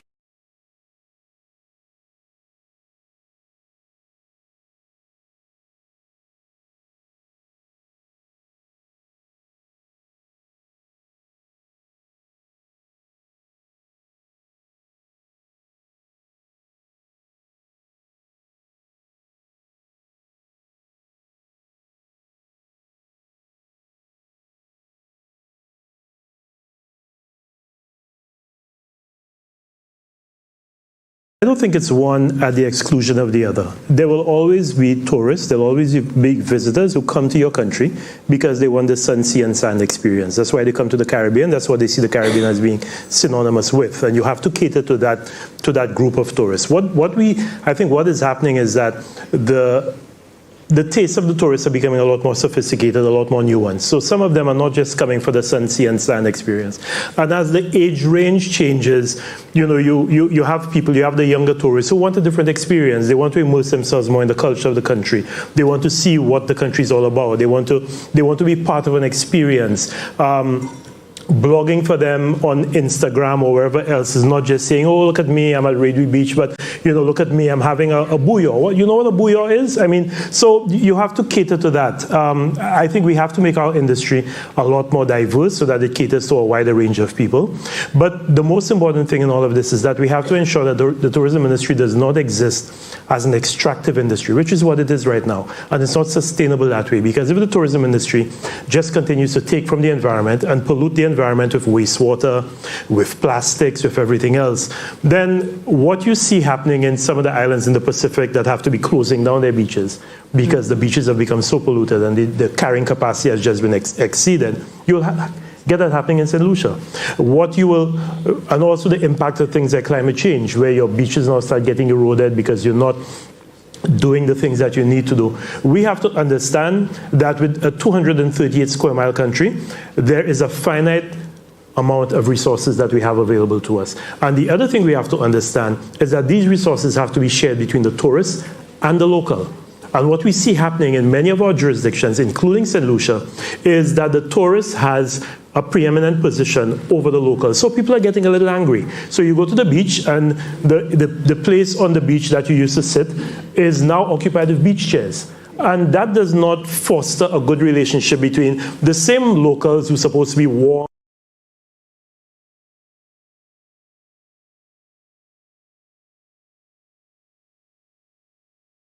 The local and the visitor. And what we need to do is to make the visitor feel as much local as possible, as opposed to, going back to my agriculture roots, an invasive alien species that comes in, takes what it wants, and leaves. So I think that's where the sophistication has to come in with our tourism industry. And there's some that are doing it very well. There's some. I was on a program on Grenada Broadcasting Network last night, and there's a resort in Grenada called True Blue Bay Resort, and I was amazed at what they're doing. But you have resorts here in St. Lucia that are doing the same thing. What Shasni Jade is doing with the way it's managing its environmental resources is amazing. So I think we have to encourage more of our hotels, and the government has to do that. The government has to provide that incentive that makes it easier for your average resort to want to put in the solar panels, to want to encourage people to go out into the communities and mix with the communities. We have to do that. If all we do is just present the sun, sea, and sand experience, then all we'll get is a sun, sea, and sand tourist. But the sun, sea, and sand tourists have so many other places they can go to. If we tell them that the St. Lucia experience is an authentic one, it's one where you can come and visit where Derek Walcott was born, and Sir Arthur Lewis was born, and paint with Dunstan St. Omer's children, or go where Cessin Descartes. And you know who Cessin Descartes is? Learn how to cook the traditional way. So when you go back, a lot of the foods that are available in your supermarket that you never knew how to use, you can use them now. There are things that we can do to cause people to have a lingering taste of St. Lucia in their mouths when they go back. And I think that's where our tourism industry needs to diversify its product, not exclude sun, sea, and sand. Sun, sea, and sand will always be what we are known for because that's who we are. But let's make it more. So let's make St. Lucia sun, sea, sand plus. And let's not just make St. Lucia the best honeymoon destination in the world. Because I think St. Lucia is more than just the best honeymoon destination in the world. There's a richness, there's a cultural diversity of St. Lucia that we have to promote more than just it being the best honeymoon destination in the world. But it calls for a little bit, I don't want to say that because I see one or two tourism people in the room and I never want to accuse them of being lazy, but it calls for them being putting a little bit more effort into it. Don't just take the easy road. Let's develop this country, this nation, so that it appeals more to people. Yeah? Okay. And I want to build on that point, and because the little that I know, and for those who are involved in the tourism sector in the room can always elaborate on that. But in building the linkages between tourism and agriculture, several of the hotels, they do hire in-house agriculturalists. They have teams of individuals who interface with the farmers. They go out to the farms, they check, they select produce and so forth. Beyond that, how do you see us strengthening the linkage between agriculture and tourism? Because we're simply thinking of it as the hotel, I'm a farmer, here, buy my produce. What else can we do to strengthen the linkage? Yeah, it's a two-way street, and it's not just the hotel industry, the tourism industry that's at fault. The agricultural sector is also at fault because a hotel wants consistency of supply, and it wants consistency of quality and consistency of volume. So you can't say to your guests that, I'm sorry, there can be no tomatoes this week because our St. Lucian farmers didn't deliver tomatoes. Yeah. There has to be, and that's why the work that Keithlin is doing in getting her farmers to understand agriculture as a business. And it doesn't matter whether you have a first communion today, this weekend, or whether there's a wedding next weekend, that you have a responsibility as somebody who has been contracted by a hotel to produce, that you have to produce. Now, coming with that are a lot of other things. You have to you have to now provide those farmers with the support, because farming is a very risky business. There's a reason many people don't go into farming, is because their risks are not being mitigated. If a farmer loses all of her crop, and I'm saying her because Keeflin is there, all of her crop, what is there to mitigate that risk? Is there any crop insurance? Is there any insurance that's available to the farmer because circumstances outside of her control have caused her to lose her entire crop? There's no farm insurance. There must be some level of farm insurance that allows for risk mitigation, particularly when you get into a situation where climate change is making water more variable. These are things that we have to put in place in order to make the business of farming a business and not just something we say it's the business of farming. There has to be greater mediation between the agricultural sector and the tourism sector. And I do not know that the Ministry of Agriculture is the best mediator. In fact, we've seen with the St. Lucia Hotel, well, it's now the Hospitality and Tourism Association. Yeah. The St. Lucia Hospitality and Tourism Association has done some mediation and has connected farmers with markets. And I think that has worked better than anything the Ministry of Agriculture has ever done. Because the public service, I mean, I worked in the public service. The public service works very rigidly. The public service is not encouraged to be nimble, to be proactive. So there are things, I think government should set parameters, should legislate, but government does not always work as a good intermediary. And I think that's where the private sector, civil society must get more involved, must get more engaged. But we also have to understand, Lisa, that it's not everything that we can grow in St. Lucia. Particularly when you do not have rigid or proper land use policies in place that are keeping intact the arable lands that you have in this country. When you look at the places where we were growing foods before, you look at cul-de-sac, you look at the Roseau Valley, you look at what has happened to these lands are no longer available for agriculture. You know, so our best agriculture producing lands are now a KFC in cul-de-sac. That's what it is. Are now being speculated by people who go and they buy them and see if they can turn them over to some factory shell or something coming in. So there has to be policy. If we're serious about agriculture, and if we're serious about being a food secure country, then there are things that we must put in place. Keeflin spoke about water security, and that initiative that she had to provide water tanks to her farmers was an absolutely brilliant one, because if you are a farmer in the Marquis watershed, for example, the Marquis watershed is a very interesting one because that Marquis River has a very good water flow during the rainy season. But during the dry season, the water in the Marquis River just disappears, and particularly during a really bad dry season. So if you do not provide proper water storage there, all of the farmers and farmers who are farming in Marquis have to abandon all their vegetable production. They just can't get. But the only way you could mitigate that is by providing them with water storage. That has to be something that you incentivize. Government should say that all of these water tanks, duty-free, in fact, go in and make them available as much as possible as a climate change adaptation measure to our farmers. If we do not do that, then farming will never, and agriculture will never be what it should be, and we will never have the food security that is necessary. Now, I did say in my presentation that climate change gives us an opportunity because there are climate change funds, green funds from the Green Climate Fund that can be used for adaptation in agriculture and water. We have to aggressively pursue these things and not pursue them as loans, because this is us adapting to climate change. We should never have to borrow money to adapt to climate change. These should be grants, and we have to insist that these are grants that we then pass on to our farmers so that they can do the adaptation that's necessary. But for all of that to happen, there must be planning, there must be heads coming together, there must be collaboration. It cannot just be the Ministry of Agriculture, it can't just be the Ministry of Finance, it can't just be the Ministry of Tourism. Everybody has to come together. And I think that's what's missing in St. Lucia, this joined-up approach, this collaborative approach, this focus. Where do we want to go as a country? In 5, 15, 20 years' time, where do we see ourselves as a country?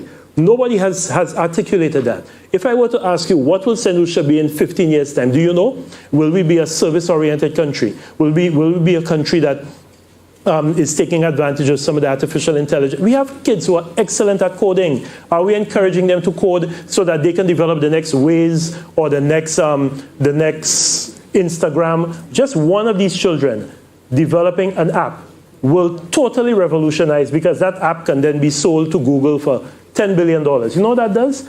just working with Joannan Dujour so that he can now sell his algas fertilizer all across the Caribbean. So you make a billionaire out of Joannan Dujour. Some people say, that's how is Joannan, but he's a St. Lucian. You make Carlos Noel's solar desal plant, one that is replicated all across the Caribbean. Carlos can now employ another 150 St. Lucians to help him manufacture plants. That is what we should be doing. But how are we training? How is our education system gearing us to pursue these opportunities? All our education system is gearing us to do is to pass exams. It's not gearing us to do anything else but pass exams. And pass exams towards what end? To go and work for somebody? Or to migrate? So we must have a picture of where we want to be as a country, and then work resolutely towards that with everybody working together, regardless which government is in power, which is the other thing. That's a big elephant in the room that we never want to speak about. I don't know how many of you have seen the movie 50 First Dates. Any of you seen that movie? Yes. Every day when this guy wakes up, he has to reintroduce himself to his girlfriend or whatever because she doesn't remember who he is. So he has to go through this process of recourting her every day. That's what happens in this country every 5 years.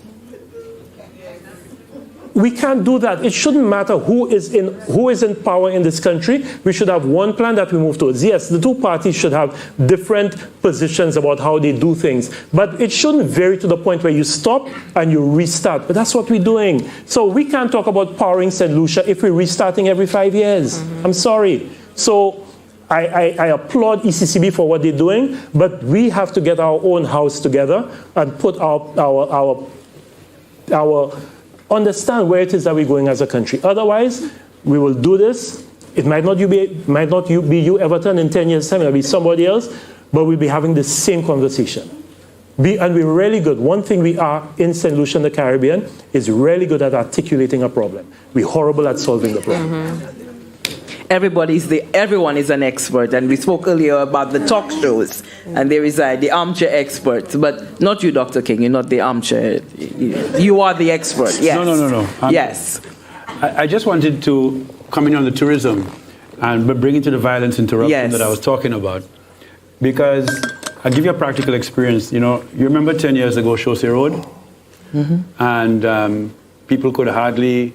Nobody wanted to go on Chaussee Road because bullets flying, right? But with some violence interruption action, and with the great help of the Chaussee Road leaders, they stopped it. You can go on Chaussee Road now. People can go into Wilton Yard. You can go to Continental Grounds and have a beer. It's no longer a problem. But the rest of society doesn't appreciate that just yet. Now, one of the things we say, how do you sustain peace? Because we can negotiate peace, but it has to be sustained. And it has to be sustained by what we call a positive peace. So we have cruise ships that come into these ports, our Castries port. These tourists want that experience. They want to go to Continental Grounds. They want to go to Derek Walcott's museum. They want to hold a barbecue chicken in their hand and what do you say about a python? A python in the other hand, right? and hey, maybe they want to smoke a joint too. That is the experience, and they want to talk, and they want to speak to people that speak real St. Lucian, right? That's what we need to do. Do you know we're trying to create a Chaussee Road community tourism? We call it Road to Love, Chaussee Road to Love, right? And people are afraid.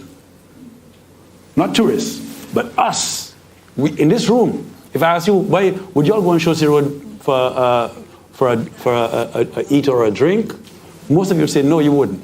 And that's the problem. And they said that to the tourists as well. So my point being, as we're moving forward, we need to trust our people, have confidence and faith in all of our people. There's no, that is that person and this is me person. You're a St. Lucian, I'm a St. Lucian. We have one destiny, as Jimmy said, a nice vision, one destiny. Let's all participate.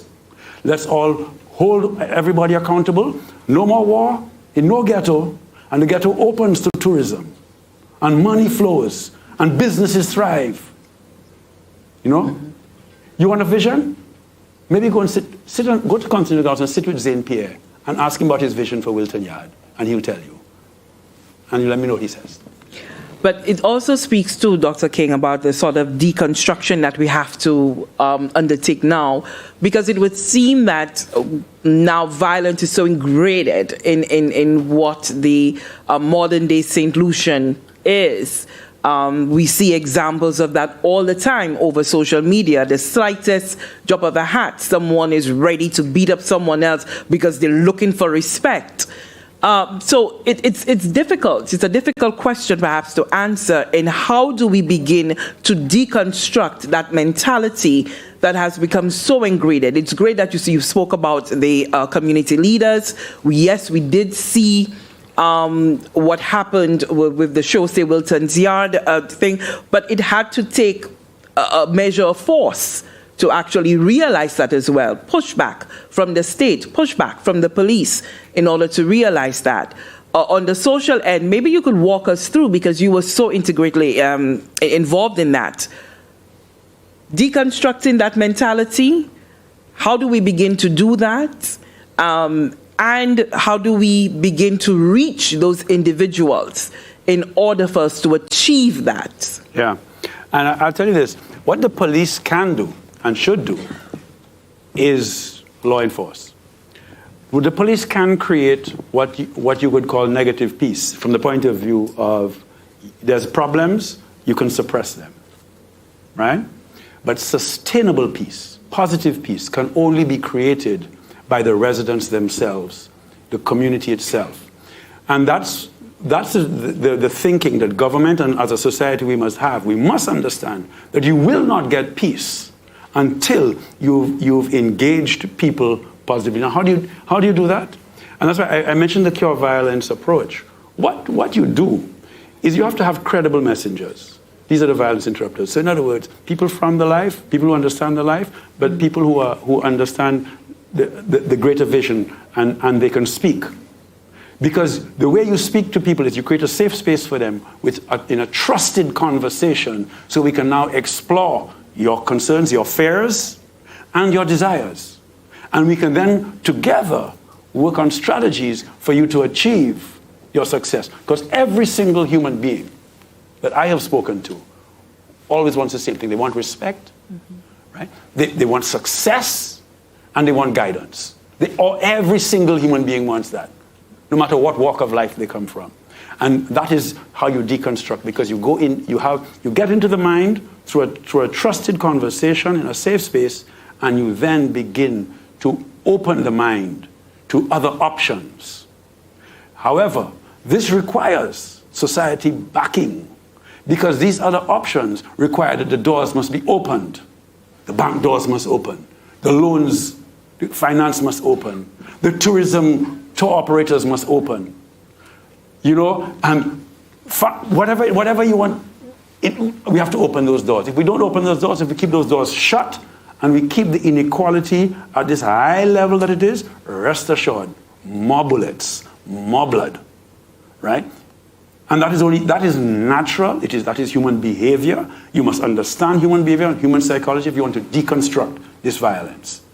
But it can be done, and there are very clear strategies to do it. All right. And we've shown that. Shosero is a perfect example. Thank you so much for that. Questions from the audience in the room? Yes, sir. Just please go to the microphone, and we have about 6 minutes to be able to get that done. Thank you so much. I hope the rest of you have your questions lined up, right? Yes? I'm seeing some nods. I hope that doesn't mean you're nodding off to sleep at all. No, not at all. Thank you so much, sir. Yes. Good evening. Is it mic on? Yes, we can hear you. Good evening, esteemed guests and personages here. In cricketing parlance, I don't normally open the batting, but I'll do the opening tonight in terms of questions from the audience. This has been first of all, let me congratulate ECCB for putting this together. And I enjoyed the presentations by the panelists. Thank you very much. It was very educational. I want to focus on a particular area which Dr. Fletcher, I think, touched on it, and again also Dr. King, when you said that we also need to have law and order in the society. So my question specifically is, in terms of jurisprudence, is it live and well? Is it healthy in our country?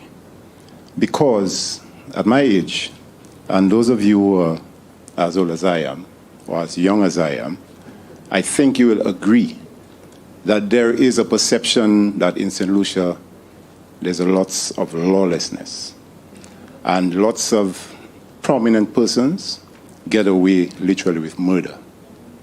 So what are we doing to address this? I don't know if you would like to, if you can expound or provide some sort of solution or suggestions. I would like to call to mind the country of Singapore.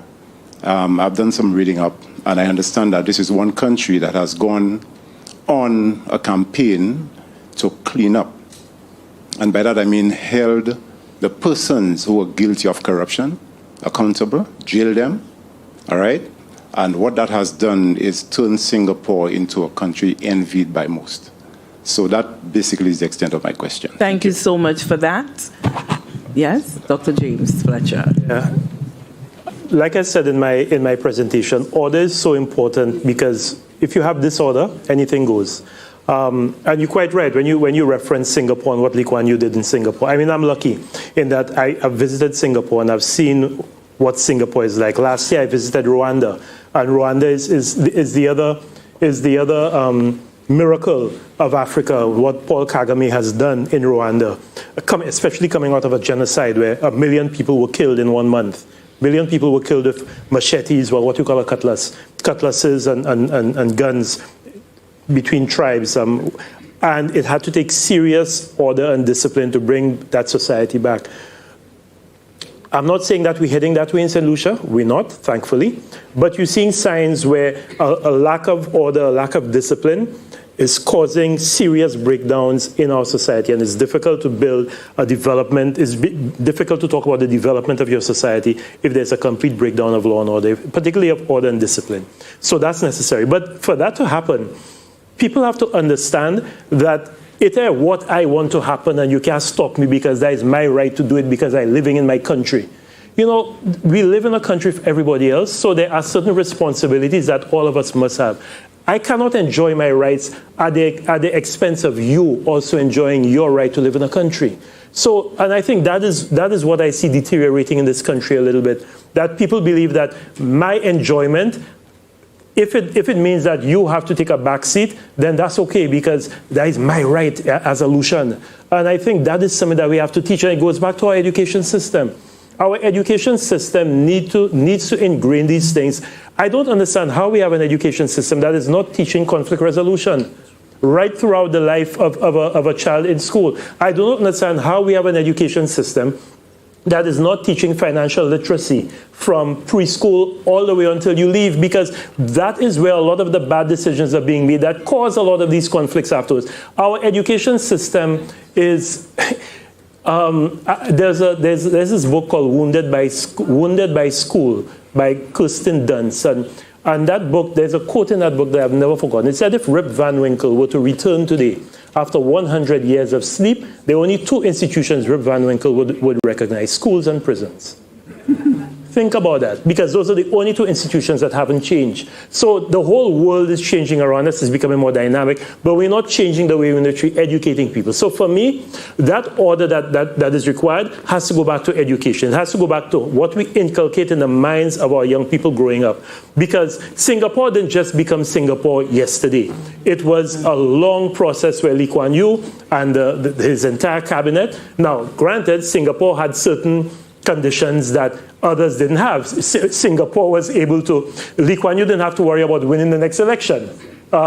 Lee Kuan Yew didn't have to worry about, and both Singapore and Rwanda have suffered from one thing that people have criticized them for, and that's stifling the press. because they decided that the press cannot just say what it wants and go out there and just spread propaganda and destabilize what we're doing. So we will control what the press is doing. Now, you try that here in St. Lucia, and you have a totally different dynamic dealing with. So there are conditions that were precedent in those countries that are not available here. But I think we have to, there must be a reckoning that we come to decide again, where do we want to go to as a country? Where do we see ourselves in 15, 20 years' time?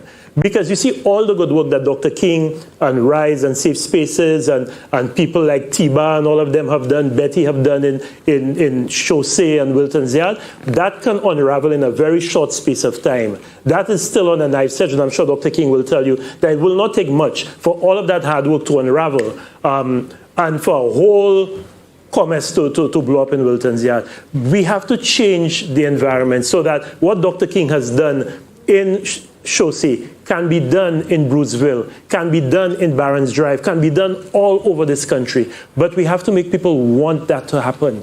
It can't be just because Dr. King has gone around convincing people that that's the way you should go.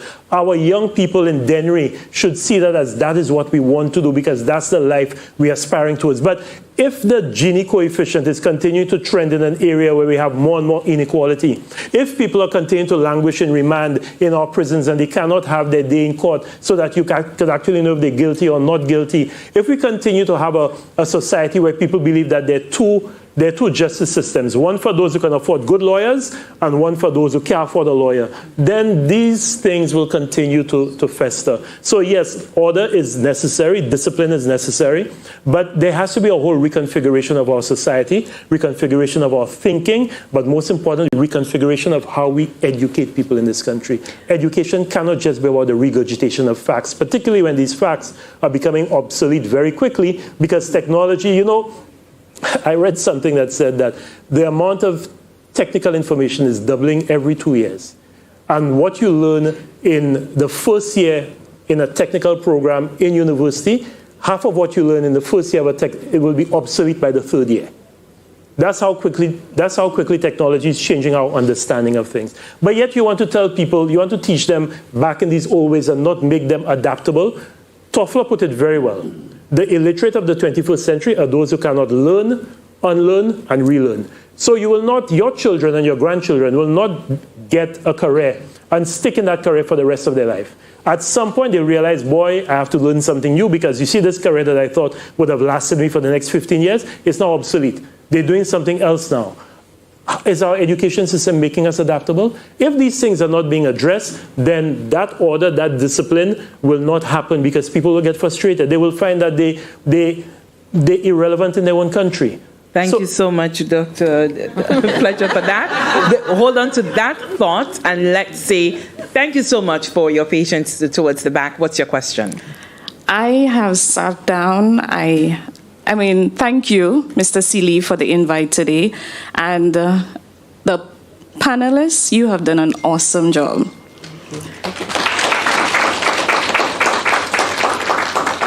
This has been very thought-provoking.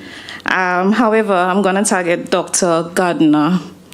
At what point, or what do you think St. Lucia is doing right now to educate young mothers on the importance of early childhood education?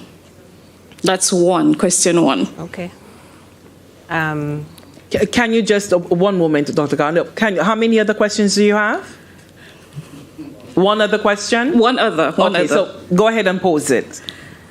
Listening to Ms. Carew, I am amazed by the work that you're doing with the Helen's Daughters. And again, donations. How are you seeking, how are you reaching out to community to support you in that initiative? I got to know of Helen's Daughters very, very late, and I've sat down in my seat and I'm burning to assist. So let me know how I could reach out to support you in any way possible to bring Helen's Daughters to another level. Thank you so much for that. Thank you so much. But let's get to Dr. Gardner-Sadu first. Okay, to answer that, I think we have a very ad hoc approach, and it's based in multiple different places and spaces, and it's not collaborative. I also think I'm sitting here listening to information about tourism and all those other things, but also the social impact that the tourism industry is having on our people. The single mother is the backbone of a lot of our hospitality industry. And the single mother is outside of the home for hours, 12-hour shifts and longer because of transportation.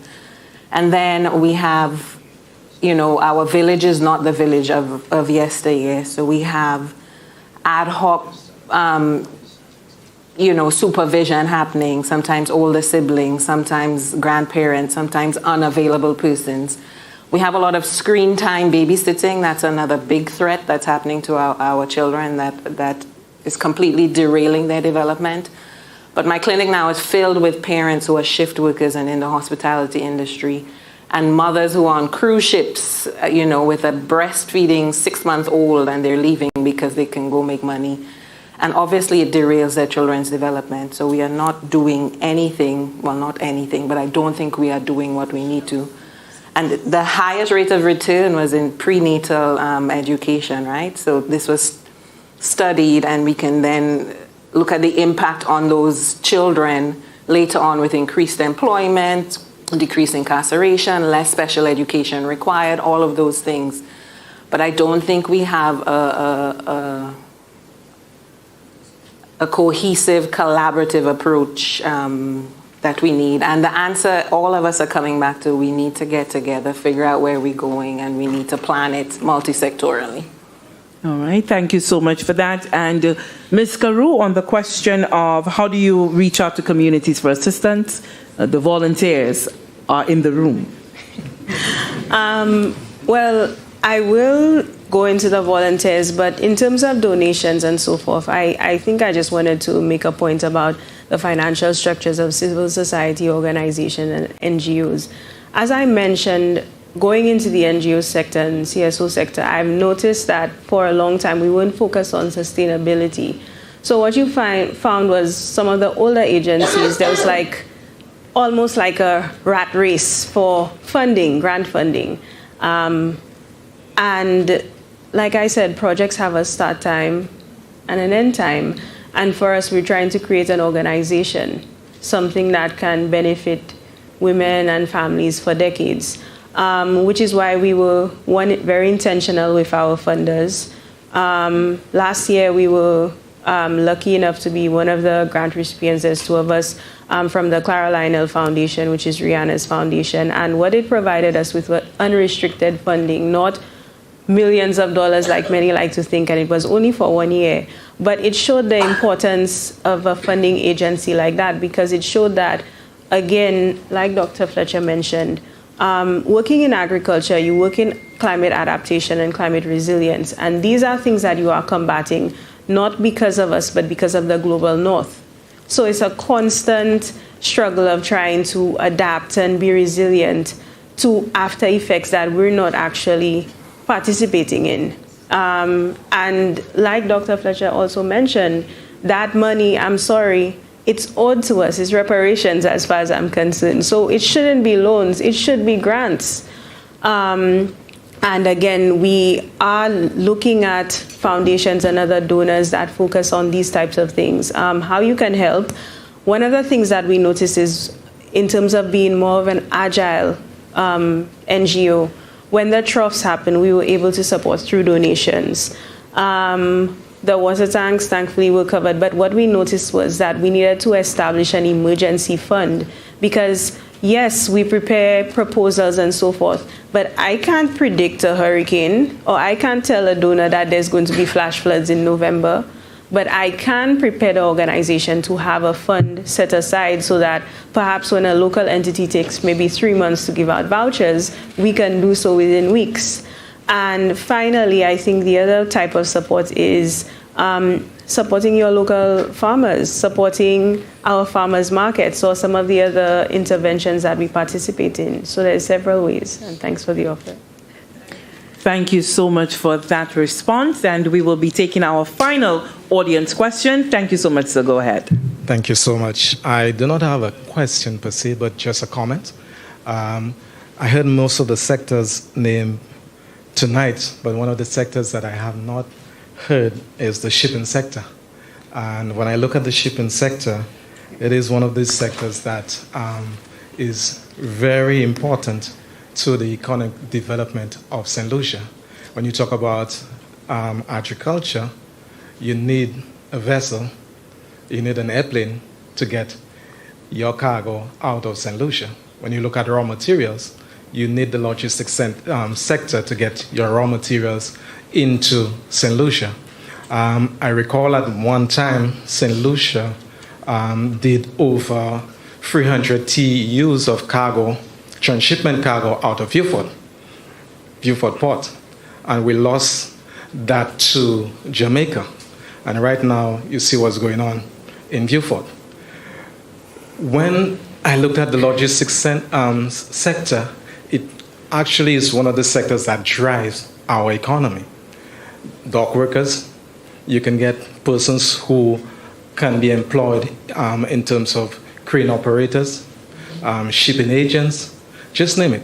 I recall being stuck at Buckeye Terminal 1 during the pandemic when I went out to clear a fuel vessel, and I was told that I could not get a pass to leave the terminal because I am not an essential worker. But I'm saying, hey, I'm clearing a vessel to provide fuel for the country, but I'm told that I'm not essential. When I look at the logistics center around the world, the shipping sector, during the pandemic, the shipping sector made the most money. The Amazon logistics made the most money. The CMA, CGMs, and to name a few, they made more money in shipping medication throughout the globe. We talk about Singapore. Which sector you think that is driving the economy in Singapore? The shipping sector. So I just want to throw this out here tonight that when we talk about development, you talk about crime, you can get jobs for the sector. I, for one, have sponsored quite a few youth and sports activities through my company within my district, and I see my parliamentary rep here. And when you look at the South Castries area, I looked at the Bexar-Cul-de-Sac area as a flat area that can be transformed as an economic zone for St. Lucia. And I look at Beaufort, we have a lot of flat land. Are we using that sector? When I look at St. Lucia, our geographical location, we are right there in the middle of the Caribbean. We can transform St. Lucia into a transshipment zone. I'm just throwing this out so that we could think. So when we talk about tourism, we talk about agriculture, we talk about jobs. Even now, Jamaica, Trinidad, they're training the youngsters in the schools. They're shipping courses, they're logistics courses for in terms of working vessels, engineering. This is a broad sector, but this sector should not be left out of the conversation.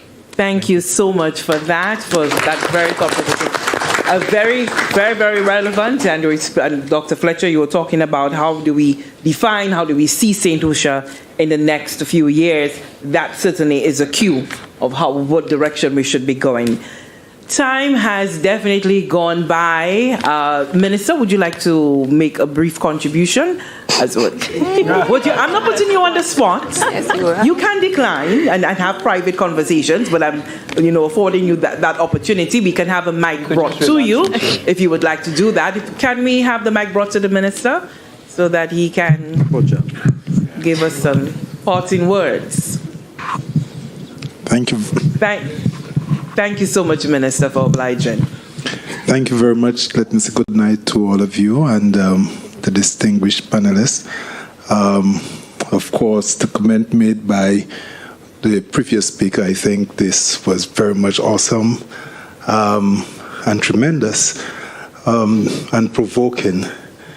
I just want to commend the two ladies, and I do have a lingering question to Dr. Dr. Karu, not Dr. Karu, you said you're not a doctor.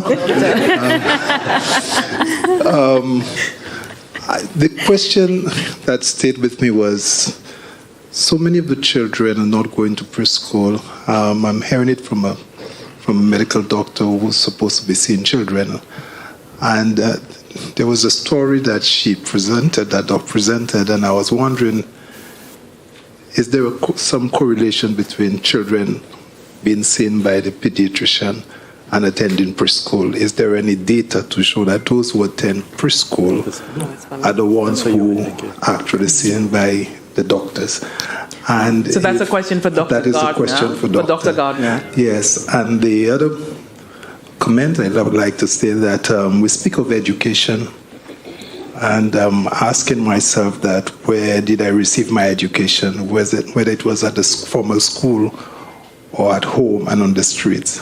I think a large part of my education was from home, from the streets, from the church. We have a very important lecture here, and I see those of us who are benefiting from this lecture as part of the society, a demographic of the society. I try to imagine if similar lectures were just common in Kalisak, Masha, where people are exposed to always be discussing issues, to what extent that education of our people can be realized and we can achieve. If there were NGOs that take in each thematic area discussed here and championing it, just like RISE.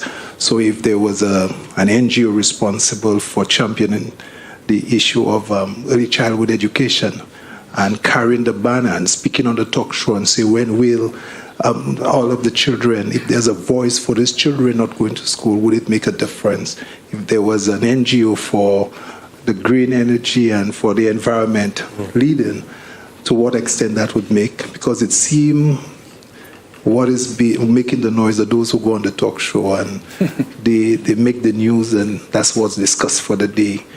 I think there's an opportunity to educate our society by lectures like that finding its way through the ordinary people in our society, not just at Waterfront in this tourist-looking place, but in some of our community centers in other communities. But I really want to thank the panelists. This is really rich. I'm happy that I came to listen. But Doc, I would like for an answer to this question. Thank you very much. Thank you so much for that. Thank you so much, Minister Honorable Joachim Henry. Dr. Gardner?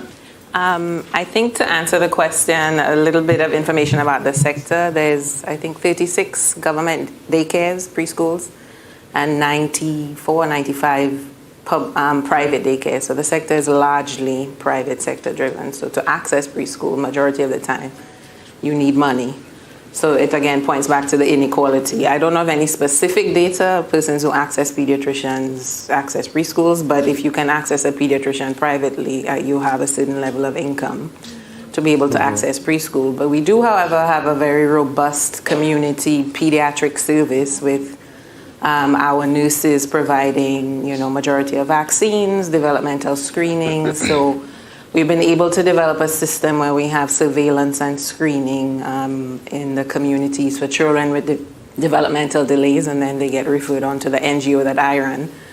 But I also wanted to tackle your other point that NGOs, it depends on what you're doing. We're in service delivery, and we cannot be in advocacy as well because we're, our referrals are increasing and increasing every year, and yes, we get calls all the time to be drawn to go on the talk shows and to do that.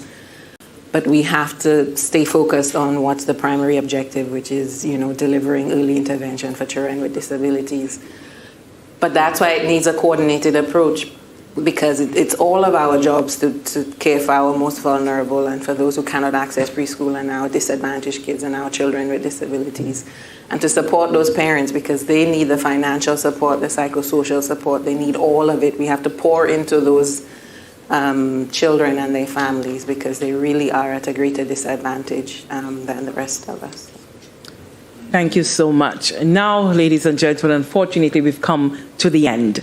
And while the original plan was to have individual panelists give the final thought, I am now going to use all my powers and nominate Dr. King to give us the final thoughts. Good choice. So you can remain seated, Dr. King. That's fine. You're Mike, so that's fine. So you can, but you only have 90 seconds. You know, I'm still being 90 seconds. This was exactly the nightmare that I didn't want, and the dry run, we said this wouldn't happen. You know, I think it's time for us St. Lucians to develop some courage. Courage means we must live our life wholeheartedly. It's time that we must not be driven by fear. Too many of our decisions, or too much of our policy, and too much of our law enforcement is a fear-based approach to our people and even our development. We must change that. I think we must have faith, which means that we must have faith that if we do the right thing, the right things will happen. And that comes from having courage. And it is time that we all come together from all walks of life with looking straight at one another, not down, not up, right? And we embrace the diversity, the richness of our diversity, the richness of our ideas, and we create what we were talking about a bit earlier, that trusted, safe communication. So people from all walks of life feel comfortable sharing what they think should happen and can happen, and then what they can do to make it so. That's the only way this country is going to go forward. It does mean, you said about transformation, we need transformative leadership in this country. All the countries that do well, you mentioned Singapore, you mentioned Rwanda, you can mention others. It requires transformative leadership with good vision and with the humility to listen and embrace everybody from all walks of life and make a coherent, synergistic plan and way forward. That is what we need. And I think that's what everybody on this panel said. Thank you so much for that. Thank you very much, our wonderful spokesperson. Now we've come to the end. Ladies and gentlemen, truly it has been a wonderful evening of thought-provoking discussion and recommendations for our sustained development. It is now just a simple task of saying thank you to our panelists for sharing your expertise. It is indicative of your commitment to not just self, but country and region. Thank you, Your Excellency, Sir Cyril Charles, for gracing us with your presence this evening. Thank you to Minister Honorable Joachim Henry as well. And we do have Ambassador Her Excellency Life Escalona with us. Thank you so much, the Ambassador of Venezuela to St. Lucia. Thank you for listening intently and for your participation. And we hope tonight's contributions can in some way positively influence policy direction in St. Lucia. I want to say thank you to the ECCB for crafting a lecture series that challenges us, the people, to think critically about our futures. To the Deputy Governor, Dr. Valda Henry, thank you for your words of guidance. To Governor Timothy Antoine and the entire ECCB team at the headquarters in St. Kitts, a big thank you. And there is an even bigger thank you to the St. Lucia office, headed by Mr. Everton Seeley, who has been thorough, patient, and laser-focused in preparing for tonight. Thank you so much. Will the calls now end? I don't know. Thank you to all our invited guests and to you, our viewing audience. Thank you to all our media partners who made this broadcast possible. And let me inform you that the next panel discussion in the ECCB's 40th anniversary lecture series, that's going to be held on May 31st in Grenada. The theme, medical tourism, prerequisites and prospects, blue, orange, and green economy. So please be sure to tune in and support. Maybe we'll be hearing a lot more about shipping in that conversation over there in the blue economy. So this is the end, ladies and gentlemen. Thank you so much. I have been delighted to be with you. My name is Melissa Joseph. We do have refreshments for you that's being served in the lounge to the right here. And in observance of protocol, please let us allow the exit of the Acting Governor General, followed by the dignitaries. Please stand for the exit of the Acting Governor General.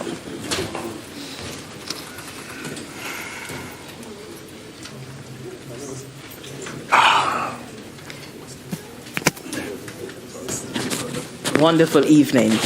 Ladies and gentlemen, you have been great. Thank you so much. And please enjoy the refreshments. Have a lot on me. Jimmy, nice to see you again. Thank you so much. Thank you, sir. Well, no, it's just nice to see you, and thanks for the encouragement as well. I just felt like